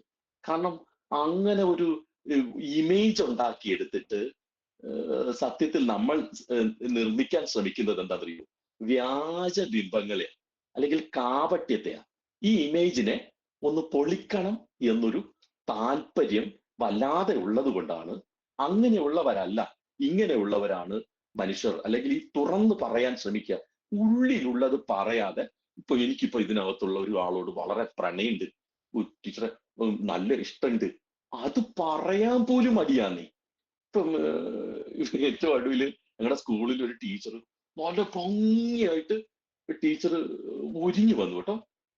അപ്പൊ ഞാൻ നോക്കുമ്പോ നല്ല ഭംഗിയായിട്ട് ഒരുങ്ങി. ടീച്ചർ നല്ല ഭംഗിയുണ്ട് കേട്ടോ, നിങ്ങൾ ഒരുങ്ങിയിട്ടുള്ളത്. ഇത് പറഞ്ഞു കഴിഞ്ഞാൽ ഉടനെ എല്ലാവരും നിന്റെ നോട്ടം ശരിയല്ലല്ലടാ എന്നാണ്. ഞാൻ കണ്ടത് മറ്റൊരു കാര്യമോ, ഞാനിത് പറഞ്ഞിട്ടുണ്ടോ ഒരു മനുഷ്യന്റെ അടുത്ത് മിണ്ടാത്ത ടീച്ചറാന്നേ. ഇവര് ചിരിച്ചെന്നേ ആദ്യമായിട്ട് എന്നെ നോക്കി. ഈ ടീച്ചർ എന്നെ നോക്കി ആദ്യമായിട്ട് ചിരിച്ചു. ഞാൻ ഈ പോളിസിയിൽ വിശ്വസിക്കുന്നതാണ്. ഇത്രയും കാലം ആരോടും മിണ്ടാത്ത ഒരിടത്ത് ഒതുങ്ങിയിരിക്കുന്ന ടീച്ചർ എന്റെ ഒരൊറ്റ കമന്റോടുകൂടി ആ ടീച്ചർ ചിരിച്ചു. അവരാണെങ്കിൽ കല്യാണം പോലും കഴിഞ്ഞിട്ടില്ല, ഇങ്ങനെ ജീവിതത്തോട് ഒരു വിരക്തി പോലെ നടക്കുക. ഈ ഒരു ചിരി ചിലപ്പോ അവരുടെ ജീവിതത്തെ നോക്കിക്കാണാനുള്ള ഡൈമെൻഷൻ ഇങ്ങനെ ആരെങ്കിലും ഒക്കെ പറയുമല്ലോ. ഇപ്പൊ ഞാൻ ആ ടീച്ചർ എന്നെ ആയിട്ടുണ്ടെന്നാലും പറയാം, ടീച്ചർ നല്ല ഭംഗിയായിട്ടുണ്ട് കേട്ടോ, ടീച്ചർ ഭംഗിയായിട്ട് ചിരിക്കുന്നുണ്ട്. ഇപ്പൊ ആ ടീച്ചർ എന്നെ നോക്കി മാത്രം ചിരിക്കുന്നുണ്ട്, എന്നോട് ഒരുപാട് സംസാരിക്കുന്നുണ്ട്, മറ്റാരോടും സംസാരിക്കുന്നില്ല. ഇതാണ് നമ്മുടെ പ്രശ്നം. എന്തിനിതൊക്കെ മറച്ചു പിടിക്കണം? അങ്ങനെ വ്യാജ ഒരു മുഖമുണ്ടാക്കി എടുക്കരുത് എൻ്റെ പ്രിയപ്പെട്ട അധ്യാപക വിദ്യാർത്ഥികളോട്. വളരെ സത്യസന്ധമായിട്ട് ലോകത്തെ, കുട്ടികളെ, വിഷയങ്ങളെയൊക്കെ അപഗ്രഥിക്കാൻ ശ്രമിക്കുക. എനിക്കിപ്പോഴും ഓർമ്മയുണ്ട്, എൻ്റെ ക്ലാസ് മുറിയിൽ നിന്ന് ഈ ക്ലാസ്സിലൊരു അശ്ലീല, ഞങ്ങളുടെ കാലത്ത് ചെറിയ ബുക്കാന്നേ, അശ്ലീല, ഇപ്പൊ CD-യും മൊബൈലൊക്കെ ഉള്ളതുപോലെ അന്ന് ചെറിയൊരു ബുക്കാ. ക്ലാസ്സിൽ ഏതൊരുത്തം കൊണ്ടുവന്നിട്ടാണെങ്കിൽ ഞാൻ ക്ലാസ്സിലില്ല. അപ്പൊ ഇത് ആരോ ടീച്ചർക്ക് പറഞ്ഞു കൊടുത്തു, ഇങ്ങനെ ഒരു ബുക്ക് കൊണ്ടുവന്നിട്ടുണ്ട് സാറേ, ചെക്ക് ചെയ്യണം. അങ്ങനെ സാറന്മാരും ഒന്ന് ചെക്ക് ചെയ്തപ്പോ ഈ ദായന്മാരെല്ലാം കൂടെ എന്റെ ബുക്കിനകത്ത് വെച്ചു. എന്റെ ബുക്കിൽ നിന്നാ പിടിച്ചേ. അപ്പോഴാണ് ഞാൻ ക്ലാസ്സിലും ഇല്ല. അങ്ങനെ പൊക്കി. അതിനുശേഷം കൃഷ്ണകുമാർ മാഷ് KSL ഇൻഷൽ, എനിക്ക് KS-ന് ആ സ്കൂളിലിട്ട വിരട്ട പേര് കാമസൂത്ര എന്നായിരുന്നു. ആ ബുക്കിന്റെ പേരും കാമസൂത്രയാ. അത് നോക്കൂ, അത് രസം എന്താ പറയുക, ഈ ടീച്ചർ ഈ ബുക്കും ഇങ്ങനെ ദീപശിഖ പിടിച്ചുകൊണ്ട് നടക്കുന്നത് പോലെ ഈ ടീച്ചർ നടന്നുപോയിന്നേ. ആ ടീച്ചറിന് ആ വിഷയത്തെ, ആ പ്രശ്നത്തെ ഭംഗിയായിട്ട് അഡ്രസ് ചെയ്യാൻ അറിയില്ല. ആ കുട്ടികൾ, ഈ പ്രായത്തിലെ കുട്ടികള് ഇത് കാണുമെന്ന് അല്ലെങ്കിൽ ഇതിനെ കുറിച്ചുള്ള ഒരു ആകാംക്ഷയുള്ളവരാണെന്ന് ഈ ടീച്ചറിന് വിഷയം മനസ്സിലായില്ല. അതുകൊണ്ട് സത്യസന്ധമായിട്ട് ഇങ്ങനെ ഒരു പ്രശ്നം വന്നാൽ, ഇങ്ങനെ ഒരു വിഷയം നമ്മുടെ മുന്നിൽ വന്നാൽ ആ കുട്ടിയെ സത്യസന്ധമായിട്ട് അഡ്രസ് ചെയ്യാൻ, അല്ലാതെ ആ കുട്ടിയെ ഏതെങ്കിലും ഒരു കുട്ടിയെ എന്ത് ചെയ്യരുത്, അതിനെ കാപട്യത്തോടെ ഞങ്ങളെല്ലാം വിശുദ്ധ മനുഷ്യരാ, മോനെ നീ പാപിയ എന്ന് എന്ത് ചെയ്യരുത്, അഡ്രസ് ചെയ്യുന്ന ഒരു സാഹചര്യം ഉണ്ടാകരുത്. ഈ ഒരു ആഗ്രഹവും കൂടെയാണ്. ചാവുന്നവരെ എങ്ങനെ എന്തായിരിക്കണം, പറ്റിയ അബദ്ധവും നന്മയും തിന്മയൊക്കെ കുട്ടികളും കൂടെ കാണണം. അല്ല കുട്ടികൾ വിചാരിച്ചു പോകുന്നവരെയോ യുവമാരെല്ലാം വിശുദ്ധ മനുഷ്യന്മാരാ എന്നൊരു ധാരണ വന്നാലും തെറ്റായിട്ടുണ്ടാകും. ശരി, അതുകൊണ്ടാണ് ഇങ്ങനെ വളരെ ഫ്രാങ്ക്ലി, വളരെ ഓപ്പൺ ആയിട്ട് ഈ കാര്യം സംസാരിക്കാൻ ശ്രമിക്കുന്നത്. വേറെ എന്തെങ്കിലും ഞാൻ ഒരു കാര്യം ചോദിക്കട്ടെ, ഈ നാൻസിയുടെ ചിങ്കിടി ആയിട്ടുള്ള കൈത എന്നുള്ള ഒരു പേര് കൈത അത് എവിടെ കിട്ടിയ പേര്? എനിക്ക് ഭയങ്കര ഇഷ്ടമായി. കൈത അല്ല, കൈത ഞങ്ങളുടെ ഒരു മാഷിന്റെ വീട്ടിലെ പണിക്കാരനാ. ആ വീട് വെറുതെ കിടക്കുക. ഞാൻ ഇടയ്ക്ക് ആ മാഷിന്റെ വീട്ടിൽ പോകുമായിരുന്നേ. അപ്പൊ ഈ കൈത അവിടെ പണി ചെയ്യുന്ന ഒരു ആളാ. കൈത അവിടെ എനിക്ക് അറിയാവുന്നുള്ളതല്ല, അത് മാഷിന്റെ വൈഫിന്റെ, അതായത് അത് ഒരു ഒറിജിനൽ കഥാപാത്രമാണ്, തപ്പിയൊന്നും പോവില്ല കേട്ടോ. അപ്പൊ ഈ മാഷിന്റെ വൈഫിന്റെ വീട്ടിലെ പണിക്കാരനാ. ഈ മോളെ കെട്ടിച്ചു വിട്ടപ്പോ ആ കൈതയും കൂടെയാണ് സ്ത്രീധനം പോലെ കിട്ടിയത്. മാഷിന് കൈതയും കൂടെ ചേർത്താ സ്ത്രീധനം കിട്ടിയത്. കൈത എത്രയോ വർഷമായിട്ട് അവിടെ ജോലി ചെയ്തുകൊണ്ടിരിക്കുകയാണ്. കൈതയ്ക്ക് മറ്റാരെങ്കിലും ആ വീട്ടിൽ വരുന്ന ഇഷ്ടമല്ല. ഒരു സത്യത്തിലൊരു ഈ കാവൽ നായ എന്നൊക്കെ പറയുന്നതിന്റെ ഒരു അനുഭവം. ഞാൻ 2-3 ദിവസം വീട്ടിൽ വന്നു. 2-3 ദിവസം ആ വീട്ടിൽ പോയി മാഷ് എനിക്ക് കുറച്ച് പൈസ തന്നു. കൈതയ്ക്ക് മനസ്സിലായി ഞാൻ സാറിന്റെ കയ്യിൽ നിന്ന് പൈസ മേടിക്കുന്നുണ്ടെന്ന്. അതിനുശേഷം എന്നെ കാണുമ്പോ ഭയങ്കര ദേഷ്യമായി. അങ്ങനെ കിട്ടിയതാ കൈത. നല്ല പേര്. ഞാനിങ്ങനെ വായിച്ചപ്പോ ഈ പേര് എവിടെ നിന്നായിരിക്കും കിട്ടിയത്? കൈതച്ചക്കാന്ന് കേട്ടിട്ടുണ്ടോ? ആ മുള്ളുള്ള അതുപോലത്തെ താര. നമ്മൾ തൊട്ടാ ദേഹത്തിന്റെ വരയും. ഇൻബോക്സിൽ എന്തെങ്കിലും വന്നെങ്കിലേ, എന്തെങ്കിലും ഇതുണ്ടെങ്കിൽ ചോദ്യം വന്നിട്ടുണ്ടെങ്കിൽ ചോദിക്കാം. എനിക്ക് ചാറ്റ് ബോക്സിലൊന്നും കാണാൻ പറ്റില്ല.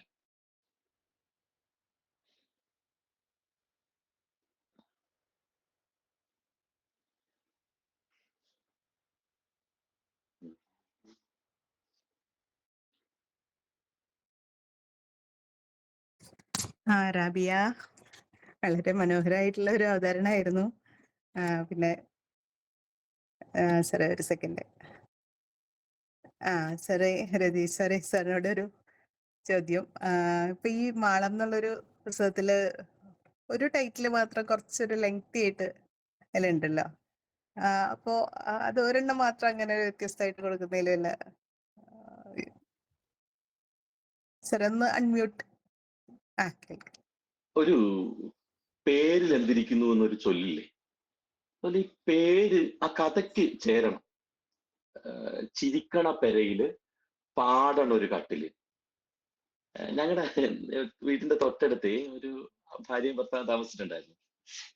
ലോകത്തിൽ ആദ്യമായിട്ട് ഭാര്യയ്ക്ക് വേണ്ടി ഭാര്യയുടെ സ്മാരകം ഉണ്ടാക്കിയത് ഷാജഹാൻ എന്നൊക്കെ ഇല്ലേ കേൾക്കാം.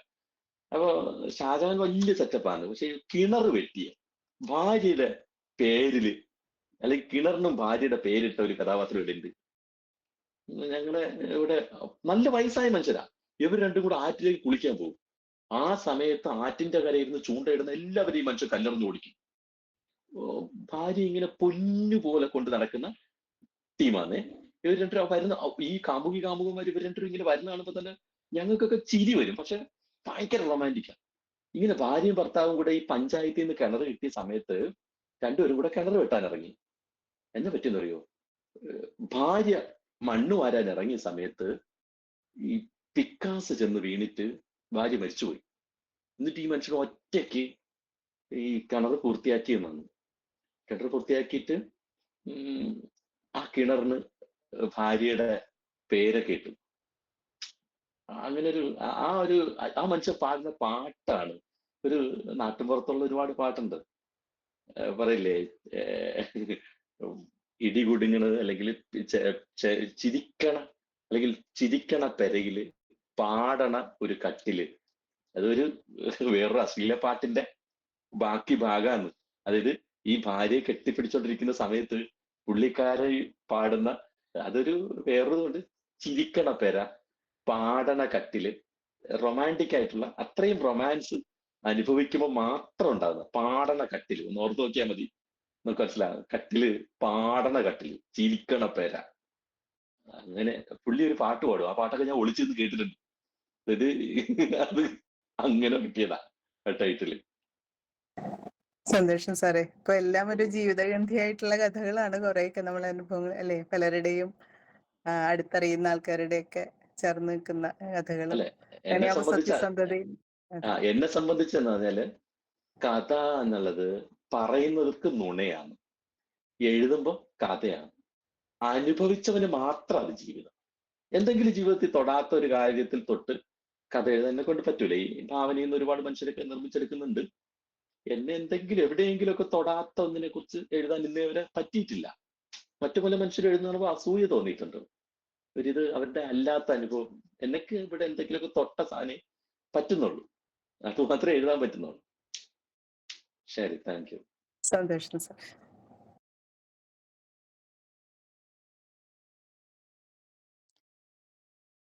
ഇനി വേറെ ആർക്കെങ്കിലും ചോദ്യങ്ങൾ ചോദിക്കാനുണ്ടെങ്കിൽ ചോദിക്കാം.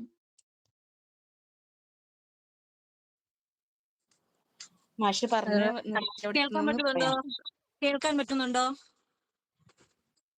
ഉണ്ട്. ഓക്കെ, എനിക്ക് സാറിനോട് ചോദിക്കാനുള്ളത്, സാറിന്റെ കഥകളിലൊക്കെ ഒരു ഭ്രാന്തുള്ള മാമനെ കുറിച്ച് പറയാറുണ്ട്, ഒരു വിപ്ലവകാരിയായ ഒരു കമ്മ്യൂണിസ്റ്റ് ആയ ഒരു മാമനെ കുറിച്ച്. അപ്പോ അത് സാറുമായി ബന്ധപ്പെട്ട ഒരു മനുഷ്യനാണെന്ന് ഞാൻ കരുതുന്നു. അതിനെക്കുറിച്ച് സാറിന് എന്താണ് പറയാനുള്ളത്? അതെ, എന്റെ മാമനാ, സുമാരമാവനാണ്. പുള്ളിക്കാരൻ എന്താണ്, എനിക്ക് തോന്നുന്നു ഇടത് ആശയത്തില് അങ്ങേയറ്റം വിശ്വസിക്കുന്ന ഒരു മനുഷ്യനാണ്. ഒരുപാട് കഥകളിൽ മനുഷ്യൻ, അത് നോവലിന്റെ ഒക്കെ ഭാഗമാക്കാൻ പറ്റിയിരിക്കുന്നതാണ്. സുമാരമാവൻ സ്വന്തം മാമന. എനിക്ക് തോന്നുന്നു ഒരല്പം വിപ്ലവകാരി, റിബല്യനായിട്ട് സ്കൂളിന് വേണ്ടിയിട്ട് ഒക്കെ പൊരുതിയ ഒരു കഥാപാത്രമാണ്. ഞങ്ങൾ തമ്മിൽ ഭയങ്കര എന്ന് പറഞ്ഞാല് ആറ്റിൽ കൊണ്ട് നിർത്തിയിട്ട് വെക്കും, ഈങ്കുലാവ് വിളിക്കടാന്ന് പറയും. അങ്ങനെയൊക്കെ ഉള്ളൊരു കഥാപാത്രം സ്വന്തം മാമനാണ്. അതിനപ്പുറത്തേക്ക് എന്താണ് ഞാൻ അന്തം കമ്മി ഒന്നും അല്ല, പക്ഷെ എന്നാലും പറയാം, എന്താണ് കമ്മ്യൂണിസം എന്ന് ഒരിക്കൽ ചോദിച്ചപ്പോ അപ്പൊ ഞാൻ ഈ മാമനെ കേട്ടോ, ഈ മാമന്റെ ഒരു പ്രത്യേകത എന്താ അറിയോ, പുള്ളി എല്ലാവരോടും ആദ്യം ചോദിക്കുന്നത് നീ വല്ലതും കഴിച്ചോ എന്നാണ്. ഒറ്റ ചോദ്യമാണ്. ഞാൻ ചോദിച്ചു എന്താണ് കമ്മ്യൂണിസം, നിങ്ങൾ ഭയങ്കര, പുള്ളി വായിച്ചു വട്ടായി പോയ കഥാപാത്രമാണ്. പുള്ളി പറയുന്നത് വിശക്കുന്ന ഒരാളെ കണ്ടെത്തുന്നതാണ് കമ്മ്യൂണിസം. കണ്ണു നിറഞ്ഞ ഒരു മനുഷ്യനെ കെട്ടിപ്പിടിക്കുന്നതാണ് കമ്മ്യൂണിസം. വെയിലത്ത് നീ കൊണ്ട് നടക്കുന്ന കുടയിലേക്ക് മറ്റൊരാളെയും കൂടെ ചേർക്കാൻ കാണിക്കുന്ന മനസ്സാണ് കമ്മ്യൂണിസം. അത്രയേ ഉള്ളൂ. അല്ലാതെ ഇതിൽ അപ്പുറത്തൊന്നും ഇല്ല എന്ന് പറയുന്ന ഒരു, എനിക്ക് ഈ ആശയം വ്യക്തമാക്കി തന്ന ഒരു കഥാപാത്രം. പിന്നെ ഞാൻ കുറെ വായിച്ചു, അപ്പം മാമനറിയാത്ത കുറെ കാര്യമൊക്കെ എനിക്ക് മനസ്സിലായി. പക്ഷേ ഇപ്പോഴും ഞാൻ ആ പുള്ളിയുടെ പാതയിലാണ്, പുള്ളി പറഞ്ഞു തന്ന പാതയിലാണ്. അപ്പൊ അങ്ങനത്തെ നമ്മളെ പറയില്ലേ, നമ്മുടെ ഈ ഒരു ആശയത്തിലേക്ക് തള്ളിയിട്ട ഒരു കഥാപാത്രമാണ്. ചോര തുടിക്കും ചെറുകൈകളെ പേറുക വന്നീ പന്ത, അതൊക്കെ ഗംഭീരട്ട്. ഇപ്പം പാർട്ടിയൊക്കെ അദ്ദേഹത്തെ ഉപേക്ഷിച്ചു, പക്ഷെ അദ്ദേഹം പാടുന്ന ചില പാട്ടുകളൊക്കെ ഉണ്ട്, അതൊക്കെ ഉള്ളിൽ കിടപ്പുണ്ട്. പറയില്ലേ, ഈ ആശയത്തിലേക്ക് തള്ളിയിട്ട ഒരു മനുഷ്യൻ, ആ മനുഷ്യൻ തന്നെയാണ്. ഞങ്ങളുടെ നാട്ടില് എനിക്ക് തോന്നുന്നു സ്മാരക നിർമ്മാണം അല്ലെങ്കിൽ വായനശാല, ഇതിന്റെയൊക്കെ പിന്നാലെ പോയ ഒരു കഥാപാത്രം. അപ്പൊ ഞാൻ ചോദിച്ചു, പക്ഷെ ഇങ്ങനെ പോയാല് നിങ്ങൾക്ക് വേണ്ടി ഒന്നും സമ്പാദിക്കുന്നില്ലല്ലോ പറയുന്നത്. അത് തന്നെയാണ് ഈ ആശയം. എന്ന് പറയില്ലേ, അവരന് വേണ്ടിയിട്ട് ജീവിക്കാൻ തയ്യാറാകുന്ന മനുഷ്യരുടെ എന്താണ് ചിന്തകളാണ് കമ്മ്യൂണിസം. അത്രയേ ഉള്ളൂ. അങ്ങനെ ഒരു കഥാപാത്രം, അത്രയേ ഉള്ളൂ. അത് ഭയങ്കര സ്വകാര്യതയാണ്, അതുകൊണ്ടാണ് പലതും വിട്ടു പറയാത്തത്.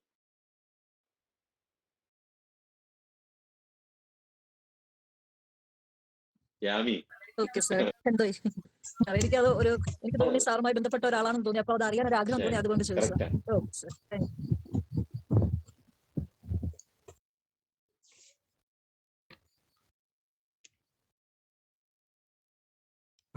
ടീച്ചർ എന്തോ പറയാൻ ഞാനിങ്ങനെ പറയായിരുന്നു, നമ്മൾ ആദ്യം മാഷിന്റെ കൂടുതൽ മനസ്സിൽ തൊട്ടൊരു സ്റ്റേറ്റ്മെന്റ് നേരത്തെ മാഷ് പറഞ്ഞു നിർത്തിയ സ്റ്റേറ്റ്മെന്റ് തന്നെയായിരുന്നു, പറഞ്ഞാൽ നുണ എഴുതിയാൽ കഥ എന്നുള്ളത്. പക്ഷെ ഈ മനുഷ്യന്റെ കഥകൾ നമ്മളിങ്ങനെ ഇരുന്ന് വായിക്കുമ്പോൾ അതിനകത്ത് ഒരു നുണയും തോന്നുന്നില്ല. എല്ലാം അദ്ദേഹം, എനിക്ക് തോന്നിയത് നേരത്തെ റാബിയ പറഞ്ഞതുപോലെ വളരെ തുറന്നെഴുതുന്ന ഒരു മനുഷ്യനാണ്. അപ്പം ഒന്നില്ലെങ്കിൽ രതീഷ് എന്ന് പറഞ്ഞ കുട്ടിയെ നമുക്ക് അതിനകത്ത് കാണാൻ പറ്റും പലയിടത്തും. അല്ലെങ്കിൽ ഈ രതീഷ് എന്ന് പറഞ്ഞൊരു വ്യക്തി പരിചയപ്പെട്ടിട്ടുള്ള അല്ലെങ്കിൽ അദ്ദേഹത്തെ സ്പർശിച്ചിട്ടുള്ള ഒരുപാട് പേര്, പച്ചയായ മനുഷ്യര്. പിന്നീട് ഒരു അധ്യാപകൻ എന്നുള്ള രീതിയിൽ അദ്ദേഹം സമൂഹത്തോട് സംവദിക്കുന്നത് കുറെ കാണാൻ പറ്റും. അത് അദ്ദേഹത്തിന്റെ പോസ്റ്റുകൾ എടുത്ത് വായിച്ചിട്ടാണെങ്കിലും കഥകളിലൂടെ ആണെങ്കിലും. അതുകൊണ്ട് ഈ വളർന്നു വരുന്ന അധ്യാപകരോട് എനിക്ക് പറയാനുള്ളത്, നിങ്ങൾ അദ്ദേഹത്തിന്റെ എഴുത്തുകൾ വായിക്കുമായിരിക്കും, പക്ഷെ രതീഷ് എന്നുള്ളൊരു വ്യക്തിയെ നിങ്ങൾ തീർച്ചയായിട്ടും വായിക്കണം. ഒരു കുഞ്ഞ് വളർന്നു വന്നപ്പോഴുണ്ടായ ഒരുപക്ഷെ വിദ്യാഭ്യാസ രീതിയും സംവിധാനവും ഏൽപ്പിക്കാവുന്ന എല്ലാ പരുക്കുകളും ഒരു മനുഷ്യനെ ഏൽപ്പിച്ചിട്ട് ആ മനുഷ്യൻ എങ്ങനെയാണ് ജീവിതത്തിൽ ഇത്രയധികം സക്സസ്ഫുൾ ആയത്. അപ്പോൾ നമ്മൾ വിചാരിക്കും ഒരു അധ്യാപകൻ എന്നുള്ള രീതിയിൽ വളരെ ഒരു വെള്ള കുപ്പായൊക്കെ ഇട്ട് നിൽക്കാൻ ആഗ്രഹിക്കുന്ന ഒരു വ്യക്തിയാണോ അധ്യാപകൻ? അതല്ല എന്നുള്ളത്, പച്ചയായ മനുഷ്യൻ തന്നെയാണ് അധ്യാപകൻ എന്നുള്ളതും. അധ്യാപകന്റെ ഇന്നത്തെ കാലത്തെ ഒരു ഡെഫിനിഷൻ അത് വചനിക്കേണ്ടതാണെന്നുള്ള രീതിയിൽ പൊളിച്ചെഴുതി തന്നിട്ടുള്ള ഒരു വ്യക്തിയാണ്. മാത്രമല്ല സമൂഹത്തിൽ നടക്കുന്ന ഓരോ കാര്യത്തോടും അദ്ദേഹം കലഹിക്കുന്നത് കാണാൻ രസമാണ്. ഞാൻ എല്ലാത്തിനും പോസ്റ്റിന് മറുപടി ഒന്നും ഇടാറില്ല, പക്ഷെ അതിങ്ങനെ വായിച്ചുകൊണ്ടിരിക്കുമ്പോൾ രസമാണ്. അതായത് വ്യത്യസ്ത വ്യൂയിലൂടെ ഒരു പക്ഷെ ഒരു അധ്യാപകൻ ഇങ്ങനെയൊക്കെ പറയോ, ഇങ്ങനെ പറയാൻ പാടുണ്ടോ എന്നൊക്കെ നമ്മൾ ചിന്തിക്കുന്ന സ്ഥലത്ത് വളരെ പച്ചയായിട്ട് തുറന്ന് സംസാരിക്കേണ്ട കാര്യങ്ങൾ തുറന്ന് സംസാരിച്ച് പോകുന്ന ഉള്ളൊരു വ്യക്തിയാണ്. അതുകൊണ്ട് എനിക്ക് ഇനി നമ്മുടെ കുട്ടികളോട് പറയാനുള്ളത്, നിങ്ങൾ രതീഷ് എന്നുള്ളൊരു എഴുത്തുകാരനെ വായിക്കണം, രതീഷ് എന്നുള്ളൊരു മാഷിനെ വായിക്കണം. രതീഷ് എന്നുള്ളൊരു കുട്ടി വളർന്ന് ഒരു മാഷായി മാറിയപ്പോൾ അവനോട് ഇടപെട്ടത് എങ്ങനെയാണ്, ആ ലോകത്തോട് ആ ഒരു കുട്ടി കലഹിച്ചത് എങ്ങനെയാണ്, അതിനെ അതിജീവിച്ചത് എങ്ങനെയാണ്, ഇപ്പൊ ജീവിക്കുന്നത് എങ്ങനെയാണ്, ഇപ്പൊ ഓരോ സിറ്റുവേഷൻ എങ്ങനെ കാണുന്നു, എങ്ങനെ വിലയിരുത്തുന്നു, ഇതൊക്കെ കൃത്യമായിട്ട് മനസ്സിലാക്കിയാലേ ലോകം എന്ത്, വേദന എന്ത്, വിശപ്പ് എന്ത്, പ്രേമം എന്ത്, കാമം എന്ത്, എല്ലാം നമുക്ക് മനസ്സിലാവും എന്നുള്ളതാണ്. ഈ ഒരു പച്ചയായ മനുഷ്യത്വം എന്തെന്നുള്ളത് കൃത്യമായിട്ട് മനസ്സിലാക്കുന്ന ഒരു രീതിയായിട്ട് എനിക്ക് തോന്നിയിട്ടുണ്ട്. അതുകൊണ്ട് നിങ്ങൾ എല്ലാവരും മാഷിനെ വായിക്കണം, മാഷിനെ വായിക്കണം. കഥകളെക്കാളേറെ ആ വ്യക്തിയെ നിങ്ങളൊന്ന് വായിക്കാൻ ശ്രമിക്കണം എന്നാണ് എനിക്ക് പറയാനുള്ളത്. ഒരുപക്ഷെ എല്ലാവരും പുസ്തക പ്രകാശനങ്ങൾ വേദികൾ തേടി പോകുമ്പോൾ സ്വന്തം അടുക്കളയിൽ പുസ്തക പ്രകാശനങ്ങൾ നടത്തുന്ന, ഒരു കിണർവക്കത്ത് പുസ്തക പ്രകാശനം നടത്തുന്ന, എന്നാൽ ഏറെ വായിക്കപ്പെടുന്ന ഒരു മനുഷ്യൻ എങ്ങനെ ഇങ്ങനെ പ്രശസ്തനായി എന്ന് മനസ്സിലാകണമെങ്കിൽ അദ്ദേഹം പച്ചയായിട്ട് എഴുതുന്ന മനുഷ്യത്വം പേറുന്ന എഴുത്തുകൾ നമ്മുടെ മനസ്സിനെ സ്പർശിക്കുന്നതുകൊണ്ടാണ് അദ്ദേഹത്തിന്റെ എഴുത്തുകൾ വായിക്കുമ്പോഴും നമുക്ക് മനസ്സിലാവും. നാളെ ഞാൻ വായിച്ചിട്ടില്ല കേട്ടോ, പക്ഷെ ബാക്കി പുസ്തകങ്ങളൊക്കെ എൻ്റെ കയ്യിലുണ്ട്. റാബിയ മിസ് തരാട്ടോ ബാക്കിയുള്ളത് വായിക്കാനായിട്ട്. അപ്പൊ എന്തായാലും ഞങ്ങളുടെ കോളേജിൽ വരണം ഒരിക്കൽ. ഞാൻ ഇതിനു മുമ്പും കൃഷ്ണമാസ് മാഷിനോട് പറഞ്ഞിട്ടുണ്ടായിരുന്നു, ക്യാമ്പിന് കൊണ്ടുവരുന്നതായിരുന്നു എൻ്റെ ആഗ്രഹം. പക്ഷെ ട്രിവാൻഡ്രത്ത് നിന്ന് ഇങ്ങോട്ട് വരാനുള്ളൊരു കാര്യം ആലോചിച്ചിട്ടാണ് ഞങ്ങൾ 2 പ്രാവശ്യം അത് ഡ്രോപ്പ് ചെയ്തത്. എന്തായാലും ഞങ്ങളുടെ കോളേജിലേക്ക് ഒരിക്കലും വരണം, കാരണം മാഷായിട്ട് സംവദിക്കണം കുട്ടികൾ. അപ്പോഴാണ് എഴുത്തൊക്കെ അവര് ഭാവിയിൽ ചെയ്തോട്ടെ, പക്ഷെ മാഷായിട്ട് ഡയറക്റ്റ് ഒരു സംസാരം വരണം. അതൊരാഗ്രഹമാണ്, നടത്തി തരണം. ശരി, ഉറപ്പായിട്ടും. അതിനപ്പുറത്തേക്ക് ഒരു കാര്യം അവിടെ സാറ് പറഞ്ഞതിന്റെ സമയം എടുക്കുമോ കൃഷ്ണൻ സാറെ? പെട്ടെന്ന് നിർത്താട്ടോ. അതായത് മാഷ് പറഞ്ഞില്ലേ, അത് വലിയൊരു ആപ്റ്റ് ആയിട്ടുള്ള കാര്യം. ഈ സ്വിച്ച് ബോർഡ് ഇടിക്കണ കാര്യം പറഞ്ഞില്ലേ, കുട്ടികൾ ഈ എക്സ്ട്രാ എനർജി കളയാൻ മാർഗമില്ലാതെ. ശരിക്കും ക്ലാസ് റൂമിലെ അതൊരു വലിയൊരു, ശരിക്കും എനിക്ക് എന്റെ മനസ്സിലേക്ക് തോന്നുന്നു, ഈ സ്വിച്ച് ബോർഡ് ഇടിക്കുകയല്ല ചെയ്യണം, സ്വിച്ച് ബോർഡ് വലിച്ചു പറിച്ചെടുക്കണ ഒരു സ്റ്റേജ് ഉണ്ടല്ലോ. സ്വിച്ച് ബോർഡ് മാത്രമല്ല, PT പീരീഡുകൾ കഴിഞ്ഞിട്ട് കുട്ടികൾ ക്ലാസ്സിൽ കയറാൻ വൈകുമ്പോഴത്തേക്കും നമ്മളൊക്കെ ആകെ റെസ്റ്റ്ലെസ് ആയി. ഇതെന്നാ പിള്ളേര് കയറാത്തതെന്ന് പറഞ്ഞ് എപ്പോഴും ടീച്ചേഴ്സിന്റെ അടുത്ത് ഫയർ ചെയ്യും. ശരിക്കും കളിക്കളങ്ങളുടെ പ്രാധാന്യം, ഗ്രൗണ്ടിന്റെ പ്രാധാന്യം, കുട്ടികൾക്ക് ഇതുപോലെ എക്സ്റ്റേണൽ ആയിട്ടുള്ള കാര്യങ്ങളുടെ പ്രാധാന്യം, ഇതൊക്കെ വളരെ വളരെ വലുതാണ്. ശരിക്കും അധ്യാപക വിദ്യാർത്ഥികളും അറിഞ്ഞിരിക്കേണ്ട ക്ലാസ് റൂം ടീച്ചിങ്ങിനോടൊപ്പം തന്നെ കുട്ടികൾക്ക് ഇതുപോലെ അവരുടെ എനർജി റിലീസ് ചെയ്യാനുള്ള അതർ മെത്തേഡ്സ്, ഫിസിക്കലി ഉള്ള ഇത്, അതൊക്കെ മാഷ് പറഞ്ഞു. ഒരുപാട് പ്രയോജനപ്രദമായ കാര്യം. ഓക്കെ. ഞാൻ അത് പറയാൻ വന്നതാണ് വെച്ചാല്, അധ്യാപകർക്ക് ക്ലാസ് മുറിയിൽ മാത്രമല്ല ലോകത്തിലെ എല്ലാ വിഷയത്തോടും ഉത്തരവാദിത്വം ഉണ്ട്. ലോകത്ത് നടക്കുന്ന സകല വിഷയങ്ങളോടും അധ്യാപകർക്ക് ഉത്തരവാദിത്വം ഉണ്ട്. ഞാൻ എൻ്റെ ബോട്ടണി ക്ലാസ്സിലേക്ക് മാത്രം ചുരുങ്ങിയാൽ, ഞാൻ എൻ്റെ ഫിസിക്സ് ക്ലാസ്സിലേക്ക് മാത്രം ചുരുങ്ങിയാൽ, ഞാൻ എൻ്റെ മലയാളം ക്ലാസ്സിലേക്ക് മാത്രം ചുരുങ്ങരുത്. ലോകത്തുള്ള സകലതിനോടും കലഹിക്കേണ്ട ഉത്തരവാദിത്വം, അല്ലെങ്കിൽ അത് സകലതും ക്ലാസ്സിൽ കൊണ്ടു ചെല്ലേണ്ട ഉത്തരവാദിത്വം പ്രിയപ്പെട്ട വിദ്യാർത്ഥികളുണ്ട്. അത് ലോകത്തെ ഇങ്ങനെ കണ്ണു തുറന്ന് കണ്ടുകൊണ്ടേയിരിക്കണം. ഏറ്റവും പുതിയ കണ്ടെത്തലിനെ, മൊബൈലിന്റെ ഏറ്റവും പുതിയ അപ്ഡേഷനെ, സോഷ്യൽ മീഡിയയിലെ ഏറ്റവും പുതിയ ട്രെൻഡിനെ ഒക്കെ നമുക്ക് അറിയണം. അതുകൊണ്ടാണ് ഒന്ന് എന്ത് ചെയ്യുന്നതാണ് ഈ സോഷ്യൽ മീഡിയ ഭംഗിയിട്ടും എല്ലാം അറിയണം. അപ്പൊ പറയും, ഞാൻ കണക്ക് പഠിപ്പിച്ചാൽ പോരെന്നേ. നിങ്ങൾ കണക്ക് മാത്രം പഠിപ്പിച്ചില്ല, കണക്കിൽ വന്ന എല്ലാ മാറ്റങ്ങളെയും എന്ത് ചെയ്യണം, തിരിച്ചറിയണം. സയൻസിൽ വന്ന എല്ലാ മാറ്റവും തിരിച്ചറിയണം. ഇംഗ്ലീഷിൽ വന്ന എല്ലാ മാറ്റവും തിരിച്ചറിയണം. ഫിസിക്സ് സാറ് ഭൂമിയിലെ സകലതും അറിയണം. അപ്പൊ അങ്ങനെ അറിയാത്തൊരു അധ്യാപകൻ പറയില്ലേ, അപ്ഡേറ്റഡ് ആയിരിക്കണം. ഏറ്റവും അപ്ഡേറ്റഡ് ആയിട്ടുള്ള അധ്യാപകരാകണം എന്നുള്ളതേ ഉള്ളൂ. അതിനോടൊക്കെ നമ്മുടെ അഭിപ്രായം രൂപീകരിക്കണം. ഞാനിത് പലപ്പോഴും ഫേസ്ബുക്കിലേക്ക് പോസ്റ്റ് ഇടുന്നത് അത് സത്യസന്ധമായിട്ടൊന്നും അല്ല. ഇതിനോട് ലോകം എങ്ങനെ പ്രതികരിക്കുന്നു എന്ന് എനിക്കും കൂടെ അറിയണം. ഇങ്ങനൊരു വിഷയത്തെക്കുറിച്ച് ഇപ്പൊ ഈ അടുത്തിടയ്ക്കൊരു വിദ്യാർത്ഥികൾ തമ്മിൽ തല്ലുന്നതിനെ കുറിച്ച് എല്ലാം കൊണ്ട് MDMA തലയിൽ മാത്രം ഇട്ടു, എല്ലാം കൊണ്ട് ഇതിട്ടു. അപ്പൊ ഞാൻ ചോദിക്കാന്നേ, ഈ കുട്ടിയോട് ഈ പാരന്റിങ്ങിന്റെ പ്രശ്നം എന്തായിരുന്നു? അവരെ കെട്ടിപ്പിടിച്ചിട്ട് എത്ര കാലമായി? അവർക്ക് വേണ്ടി സമയം കൊടുത്തിട്ട് നിങ്ങൾ തന്നെ ഇതിലെ രക്ഷകർത്താക്കളൊന്നും ഓർത്ത് നോക്കിയേ. എത്ര നേരം നിങ്ങൾ നിങ്ങളുടെ കുട്ടിയുടെ അടുത്തിരുന്നു? എത്ര നേരം നിങ്ങൾ വീട്ടിലുണ്ടായിരുന്നു? ഇതല്ലേ കുട്ടിയെ മാറ്റിയത് അല്ലേ? നമ്മൾ മാറിയപ്പോഴാണ് അവൻ ഫോണിലേക്ക് പോയത്. നമ്മൾ അടുത്തുണ്ടായിരുന്നെങ്കിൽ അവൻ ഫോണിലേക്ക് പോകില്ലായിരുന്നു. ഇതിൽ ഒരുപാട് പ്രശ്നമുണ്ട്. അപ്പം ലോകത്തെ ഏറ്റവും അടുത്ത് നിന്ന് ലോകത്തെ ഏറ്റവും കണ്ണു തുറന്ന് കാണണം. ഇതുകൊണ്ടാണ് ചെയ്യാട്ടോ അല്ലേ ടീച്ചറെ? സന്തോഷം പക്ഷേ, സന്തോഷം. നമ്മളെല്ലാവരും ജീവിതത്തിലേക്ക് കരഞ്ഞുകൊണ്ടാണ് വന്നത്. പക്ഷെ കരഞ്ഞുകൊണ്ട് മാത്രം ജീവിതത്തിലേക്ക് തിരിച്ചു വന്ന മനുഷ്യനാണ് നമ്മളുടെ മുമ്പിൽ ഇരിക്കുന്നത്. ഈ കഥകൾ ഞങ്ങളോട് പറഞ്ഞതിന് ഞങ്ങളെ ഒരുപാട് ചിന്തിപ്പിച്ചിട്ടുണ്ട്. ടീച്ചർ നമ്മളെ ഒരുപാട് ചിന്തിപ്പിച്ചിട്ടുള്ള കഥകൾ, ഒരുപാട് വേദനിപ്പിച്ചിട്ടുള്ള കഥകളൊക്കെയാണ്. പക്ഷെ അത് നമ്മളിൽ ഒരു മാറ്റം വരുത്തുന്നുണ്ട് മാഷിന്റെ കഥയാണ്. മാഷ് ഉണ്ടാക്കിയ കഥകളെക്കാളേറെ മാഷിന്റെ കഥകളെ കുറിച്ച് തന്നെ പറഞ്ഞപ്പോൾ ഞങ്ങളത് വല്ലാതെ മാറ്റിമറിച്ചിട്ടുണ്ട്. അതിന് ഒരുപാട് നന്ദി. അത് വായിച്ച എല്ലാവരിലും ആ പരിവർത്തനം വന്നിട്ടുണ്ടാവും എന്ന് ഞാൻ വിശ്വസിക്കുന്നു. മാഷെ, ഞാനൊരു കാര്യം ചോദിക്കാം. മാഷ് പറഞ്ഞല്ലോ പലയിടങ്ങളിലും മാറ്റി നിർത്തപ്പെട്ട ഒരാളാണ്, കുറ്റം ചാർത്തപ്പെട്ട ഒരാളാണ്, എല്ലാ തരത്തിലും മാറ്റി നിർത്തപ്പെട്ട ആളാണ്, ഒന്നും ഇല്ലാതിരുന്ന ആളാണ്. അപ്പൊ അങ്ങനെയാണെങ്കിൽ ഇങ്ങനെ ഒരു വ്യക്തി ഒരു പൊതുധാരാ സമൂഹത്തിലേക്ക് ഒരു അറിയപ്പെടുന്ന ഒരു എഴുത്തുകാരനായി മാറാൻ, അല്ലെങ്കിൽ ഓരോ എഴുത്തുകളും മാഷ് എഴുതി കഴിയുമ്പോൾ, അതായത് മാഷിന് അത്തരത്തിലുള്ള ഒരു ചരിത്രം ഇല്ല എന്നാണ് ഞാൻ വിശ്വസിക്കുന്നത്. ആ ഒരു എഴുത്തിന്റെ ഒരു പാരമ്പര്യമൊന്നും മാഷിന് ഉണ്ടായിരുന്നില്ല. മാഷ് അതൊക്കെ വെട്ടി വന്ന ആളാണ് അല്ലെ, സ്വന്തമായി വഴി വെട്ടി വന്ന ആളാണ്. അപ്പോ അങ്ങനെ ഇരിക്കെ അവിടെ മാഷ് എന്തൊക്കെ പ്രശ്നങ്ങൾ നേരിട്ടു? ഇപ്പോ നേരിട്ടുകൊണ്ടിരിക്കുന്നതെന്നല്ല, ഇതുവരെ എത്തിയിരിക്കുന്ന ആ ഒരു വഴിയിൽ എനിക്കറിയാം. ഇപ്പോ DC ഒരു ബുക്ക് പബ്ലിഷ് ചെയ്യണമെങ്കിൽ ആ ഒരു റേഞ്ചിലേക്ക് എത്താൻ മാഷ് എത്രമാത്രം കഷ്ടപ്പെട്ടു? ഒരു DC ബുക്ക് അംഗീകരിച്ച് കിട്ടാൻ, അല്ലെങ്കിൽ ആദ്യമായി മാറ്റി നിർത്തൽ നമ്മളെ സംബന്ധിച്ച്, അല്ലെങ്കിൽ ഈ കുറ്റപ്പെടുത്തല്, അല്ലെങ്കിൽ കുറ്റാരോപണം, ഇതൊന്നും എന്നെ സംബന്ധിച്ച് ഒരു വിഷയമേ അല്ല. അത് ഒരു കഥ പറഞ്ഞത്. അത് ഞാൻ ആ ഓർഫനേജ് ഉള്ളപ്പോഴേ ഈ ഉഴുന്നുവടയ്ക്ക് ഒരു പ്രത്യേക മണം ഉണ്ടല്ലോ.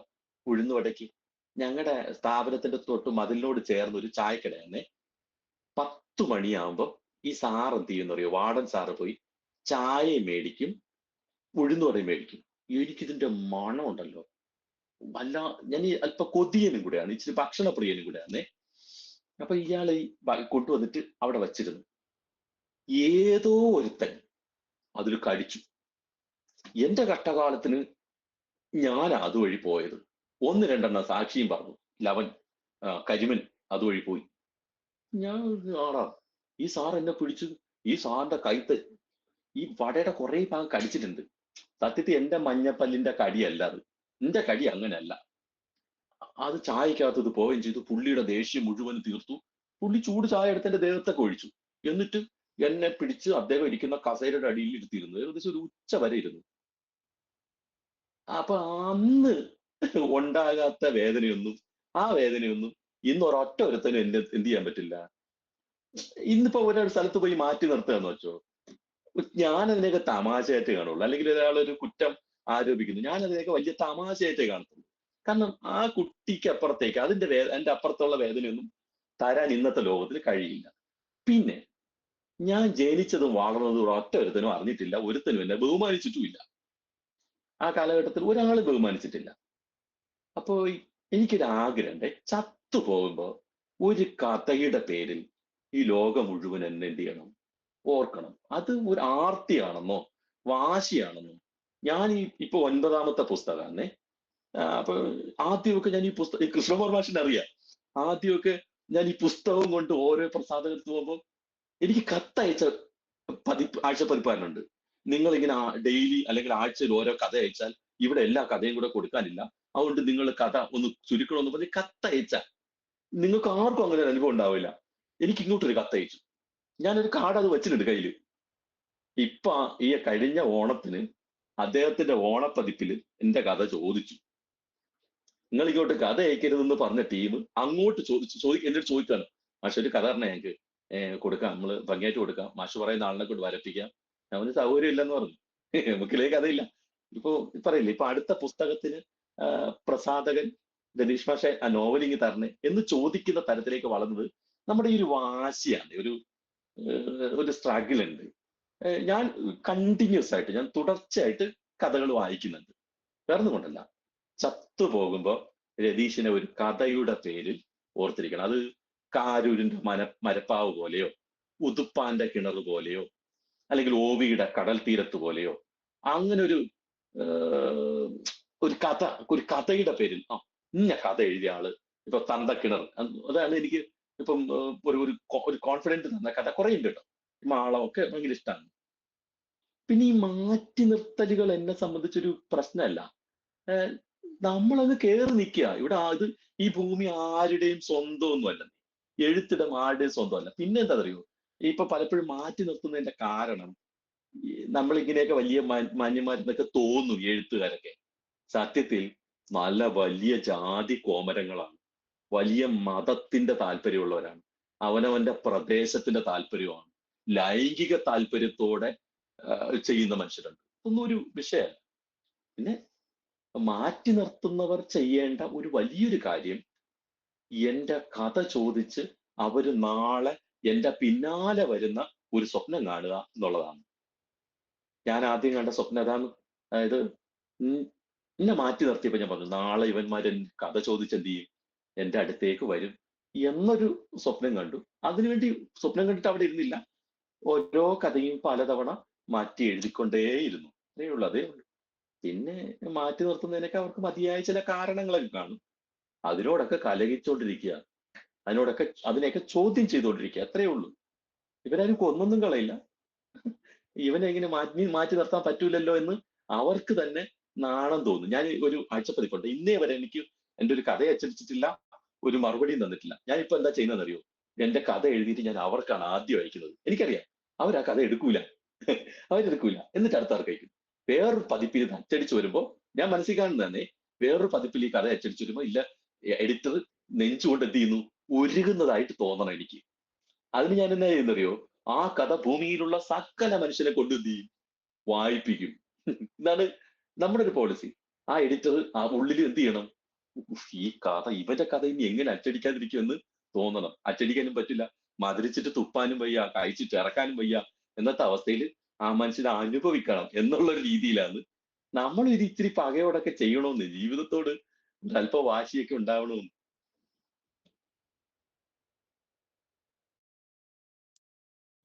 പക്ഷേ എന്തായാലും വലിയ സന്തോഷം, രണ്ടു വാക്ക് പറയാതെ വയ്യ. ഒരു ബി എഡ് കോളേജിൽ അല്ലെങ്കിൽ ട്രെയിനിങ് കോളേജിലെ ഒരു പുസ്തക ചർച്ച എങ്ങനെയാകണം, അതിന്റെ പല സാധ്യതകൾ എന്തൊക്കെയാണെന്ന് നല്ലൊരു സായാഹ്നമായിരുന്നെന്ന് ശരിക്കും വളരെ സന്തോഷം തോന്നുന്നു. മാളം അത് ഒരു ചൈൽഡ് സൈക്കോളജിയിലോ അല്ലെങ്കിൽ പെഡഗോഗിയിലൊക്കെ ഒരു റെഫറൻസ് ആയിട്ട് ചേർക്കേണ്ട കഥയാണ്, അല്ല പുസ്തകമാണെന്ന് തോന്നാറുണ്ട് പലപ്പോഴും. കുറെ പുസ്തകങ്ങൾക്കൊപ്പം അവയൊക്കെ എഴുതിയ കുറെ മനുഷ്യരെയും കൂടെ പരിചയപ്പെടാൻ ഈ 3 വർഷക്കാലം നമ്മുടെ ഈ വ്യാഴാഴ്ച വാനാഴ്ച ഉപകരിച്ചിട്ടുണ്ട്. ഇതിൽ മാഷ് പങ്കെടുത്ത ലക്കം ഇത്രയും സുന്ദരമായതിന് വലിയ കാരണങ്ങളൊന്നും വേണ്ട, അതിൽ ഉള്ള കാര്യം തന്നെയാണ്. അപ്പൊ പല തുറകളിൽ നിന്നുള്ള മനുഷ്യരുടെ സംഗമം കൂടിയായിരുന്നു ഇന്ന് വ്യാഴാഴ്ച. മാളം എന്ന പുസ്തകം അതിനൊരു നിമിത്തമായി. റാബിയ വലിയൊരു കാരണവുമായി മാറി എന്നുള്ളതാണ്. അപ്പോൾ റാബിയോട് പ്രത്യേകം ഔപചാരികതയുടെ പേരിലും മാത്രം നന്ദി പറയുകയാണ്. വളരെ സുന്ദരമായിട്ടുള്ള, വളരെ ഒതുക്കമുള്ള ഒരു അവതരണമായിരുന്നു റാബിയ. വളരെ സ്നേഹം കൂടി വരുന്നു. എന്തായാലും എഴുതിയിട്ടും വായിച്ചിട്ടും കലിപ്പ് തീർക്കുന്ന ഒരു മനുഷ്യനായിട്ടാണ് എനിക്ക് തോന്നിയിട്ടുള്ളത് രതീഷിനെ കുറിച്ച്. ഇനി അത് പോരായിക വന്നു കഴിഞ്ഞാൽ പറഞ്ഞും തീർക്കും. ഇനി അതും പോരായിക വന്നു കഴിഞ്ഞാൽ ഫേസ്ബുക്കിൽ പോസ്റ്റ് ഇട്ടിട്ട് തീർക്കുകയും ചെയ്യുന്ന ഒരു മനുഷ്യനാണ്. അപ്പൊ മറകളില്ല എന്നുള്ളത് അതൊരു വലിയ മാതൃകയായിട്ട് മാറുകയാണ്. പക്ഷേ ഒരു കാര്യമുണ്ട്, രതീഷിനെ പോലെ ആകാൻ ശ്രമിച്ചിട്ട് കാര്യമില്ല എന്ന് തോന്നാറുണ്ട്. കാരണം അനുഭവിച്ച അത്രയൊന്നും നമ്മൾ അനുഭവിച്ചിട്ടില്ല. അതുകൊണ്ട് രതീഷ് എഴുതുന്ന പോലൊന്നും എഴുതാൻ പറ്റുമെന്ന് തോന്നുന്നില്ല. ഒരു സൈക്കോളജിക്കലി ഒരു സബ്ലിമേഷനാണ് ഈ എഴുതിക്കൊണ്ടിരിക്കുന്നതെന്നൊക്കെ അദ്ദേഹം പറയുമെങ്കിലും ഇത് നിരന്തരമായിട്ടുള്ള ഒരു പരിശ്രമത്തിന്റെയും അതുപോലെ പ്രതിഭയുടെയും എഴുതാനുള്ള റാബിയ പറഞ്ഞ പോലെ ആ ധൈര്യത്തിന്റെയും ഒക്കെ ഒരു മിക്സറാണ്. അതിന്റെ റെസിപ്പി ചോദിച്ച് ഇദ്ദേഹത്തിന്റെ അടുത്ത് ആരും ചെല്ലരുത് എന്നുള്ളതാണ്. ഇങ്ങനെയൊക്കെ പറയുമെങ്കിലും ഈ മനുഷ്യനാകുന്ന മരത്തിന്റെ വേര് പോയ ആഴം അത് ഒരുപക്ഷെ അദ്ദേഹത്തിന് പോലും അറിയില്ല. അപ്പൊ അത്രയും ശക്തമായിട്ടുള്ള ഒരു എഴുത്തുകാരനാണ് നമുക്കിന്ന് വ്യാഴാഴ്ച കിട്ടിയത്. അത്രയും സമകാലികവും വളരെ അപ്ഡേറ്റഡും ആയിട്ടുള്ള എഴുത്തുകളാണ്. അത് വരുന്ന ഓരോ കഥ ഇപ്പൊ പറഞ്ഞ ഫോക്സ് ഫോർട്ടിയൊക്കെ കാത്തിരിക്കുകയാണ് ഞങ്ങള്. എന്തായാലും ഇത് കാണുന്ന ഒരു പ്രത്യേകത എല്ലാ കഥകളിലും ഉള്ള പ്രത്യേകതയാണ്. കഥ ഓരോന്നും വ്യത്യസ്തമാണെങ്കിലും അതിനകത്തൊരു ചിന്ത ഉണ്ടായിരിക്കും, ഒരു കടുത്തൊരു വികാരവും അതുപോലെ തന്നെ ഭാവനയും നമ്മളെ ആനന്ദിപ്പിക്കുകയും അതുപോലെ ചിന്തിപ്പിക്കുകയും ഒക്കെ കൂടിച്ചേർന്ന ഒരു സൂത്രം എല്ലാ കഥകളിലും രതീഷ് ഒളിപ്പിക്കുന്നുണ്ടെന്നുള്ളതാണ്. ഒരു കഥ പോലും വായിച്ച സമയം പാഴാകുന്നില്ല എന്നുള്ളതാണ്. ഇപ്പൊ പല കഥകളും വായിക്കുമ്പോൾ നമുക്ക് സംഭവം കഥാസാഹിത്യം പെരുകിക്കൊണ്ടിരിക്കുന്നുണ്ടെങ്കിലും ചില കഥകൾ ഒന്നില്ലെങ്കിൽ നോട്ട് ബുക്കൊക്കെ വെക്കേണ്ടി വരുന്നുണ്ട്, അല്ലെങ്കിൽ എന്താണ് എഴുതിയെന്ന് മനസ്സിലാവുന്നില്ല, അങ്ങനത്തെ അവസ്ഥ വരുന്നുണ്ട്. പക്ഷെ രതീഷിന്റെ കഥ വായിച്ച സമയം ഒട്ടും പാഴാകാതെ പോകുന്നുണ്ട് എന്നുള്ളതാണ്. രതീഷിന്റെ ശബ്ദം എല്ലാവരും ശ്രദ്ധിച്ചിട്ടുണ്ടായിരിക്കും. ഈ മനുഷ്യൻ എന്തുകൊണ്ട് സിനിമയിലേക്ക് വന്നില്ല എന്നൊക്കെ ഞാൻ പലപ്പോഴും ആലോചിക്കാറുണ്ട്. ആ ശബ്ദം പോലെ തന്നെയാണ് അദ്ദേഹത്തിന്റെ ഉള്ളും എഴുത്തും. ഇന്റലക്ച്വൽ ഹോണസ്റ്റി എന്നൊക്കെ പറയുന്നത് പൂർണ്ണമായും അതിന്റെ ഒരു തികവോടുകൂടിയുള്ള ഒരു മനുഷ്യനാണ് രതീഷ്. വലിയ അളവ് സിനിമാറ്റിക് ആയിട്ടുള്ള എഴുത്താണ്. ഓരോ കഥയിലും ഈ സസ്പെൻസ് ഒക്കെ ഇങ്ങനെ കീപ്പ് ചെയ്യാൻ പറ്റുന്നതൊക്കെ പലപ്പോഴും അത്ഭുതമായിട്ട് തോന്നിയിട്ടുണ്ട്. അത് ജീവിതത്തിൽ ഉണ്ടായിട്ടുള്ള സസ്പെൻസും ട്വിസ്റ്റ് കൊണ്ടുണ്ടാക്കിയത് തന്നെ ആകും എന്നുള്ളത്.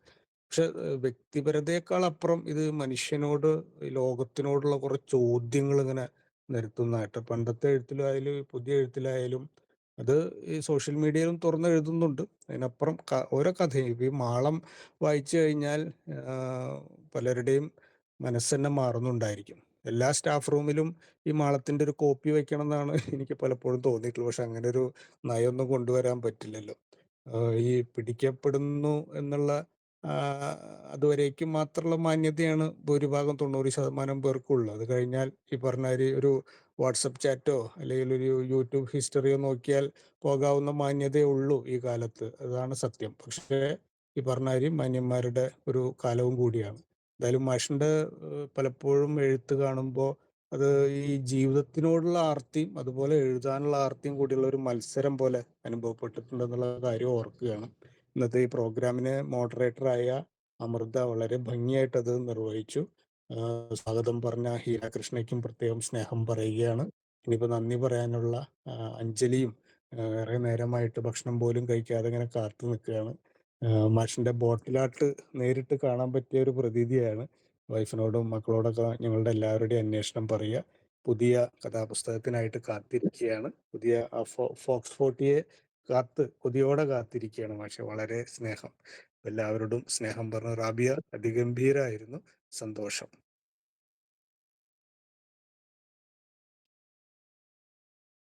നന്ദി പറയുന്നതിനായി 1ാം വർഷ ബി.എഡ് വിദ്യാർത്ഥിനി അഞ്ജലി എം.പിയെ ക്ഷണിച്ചുകൊള്ളുന്നു. എല്ലാവർക്കും നമസ്കാരം. ഇന്ന് വ്യാഴാഴ്ച വായനാഴ്ച എന്ന ഈ പരിപാടിയിൽ നന്ദി പറയുക എന്നതാണ് എൻ്റെ കർത്തവ്യം.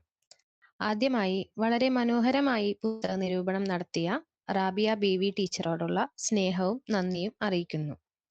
ഒപ്പം തന്നെ മാളം എന്ന കഥാസമാഹാര രചയിതാവ് കെ.എസ്. രതീഷ് സാറിനും ഞങ്ങളുടെ സ്നേഹവും നന്ദിയും അറിയിക്കുന്നു. ഈ പരിപാടിക്ക് വേണ്ട എല്ലാ സപ്പോർട്ടും നമുക്ക് നൽകുന്ന ബഹുമാനപ്പെട്ട principal doctor Susmita miss, teacher കോർഡിനേറ്റേഴ്സായ കൃഷ്ണകുമാർ മാഷ്, ഹീര മിസ് എന്നിവരോടും ഞാൻ നന്ദി അറിയിക്കുന്നു. ഒപ്പം തന്നെ സ്റ്റുഡൻറ് കോർഡിനേറ്ററായ ലയനയ്ക്കും നന്ദി അറിയിക്കുന്നു. ഈ പരിപാടിയോട് സഹകരിച്ച, ഈ പരിപാടി ശ്രവിച്ച എല്ലാ പുസ്തക പ്രേമികളോടും നന്ദിയും സ്നേഹവും അറിയിക്കുന്നു. നന്ദി.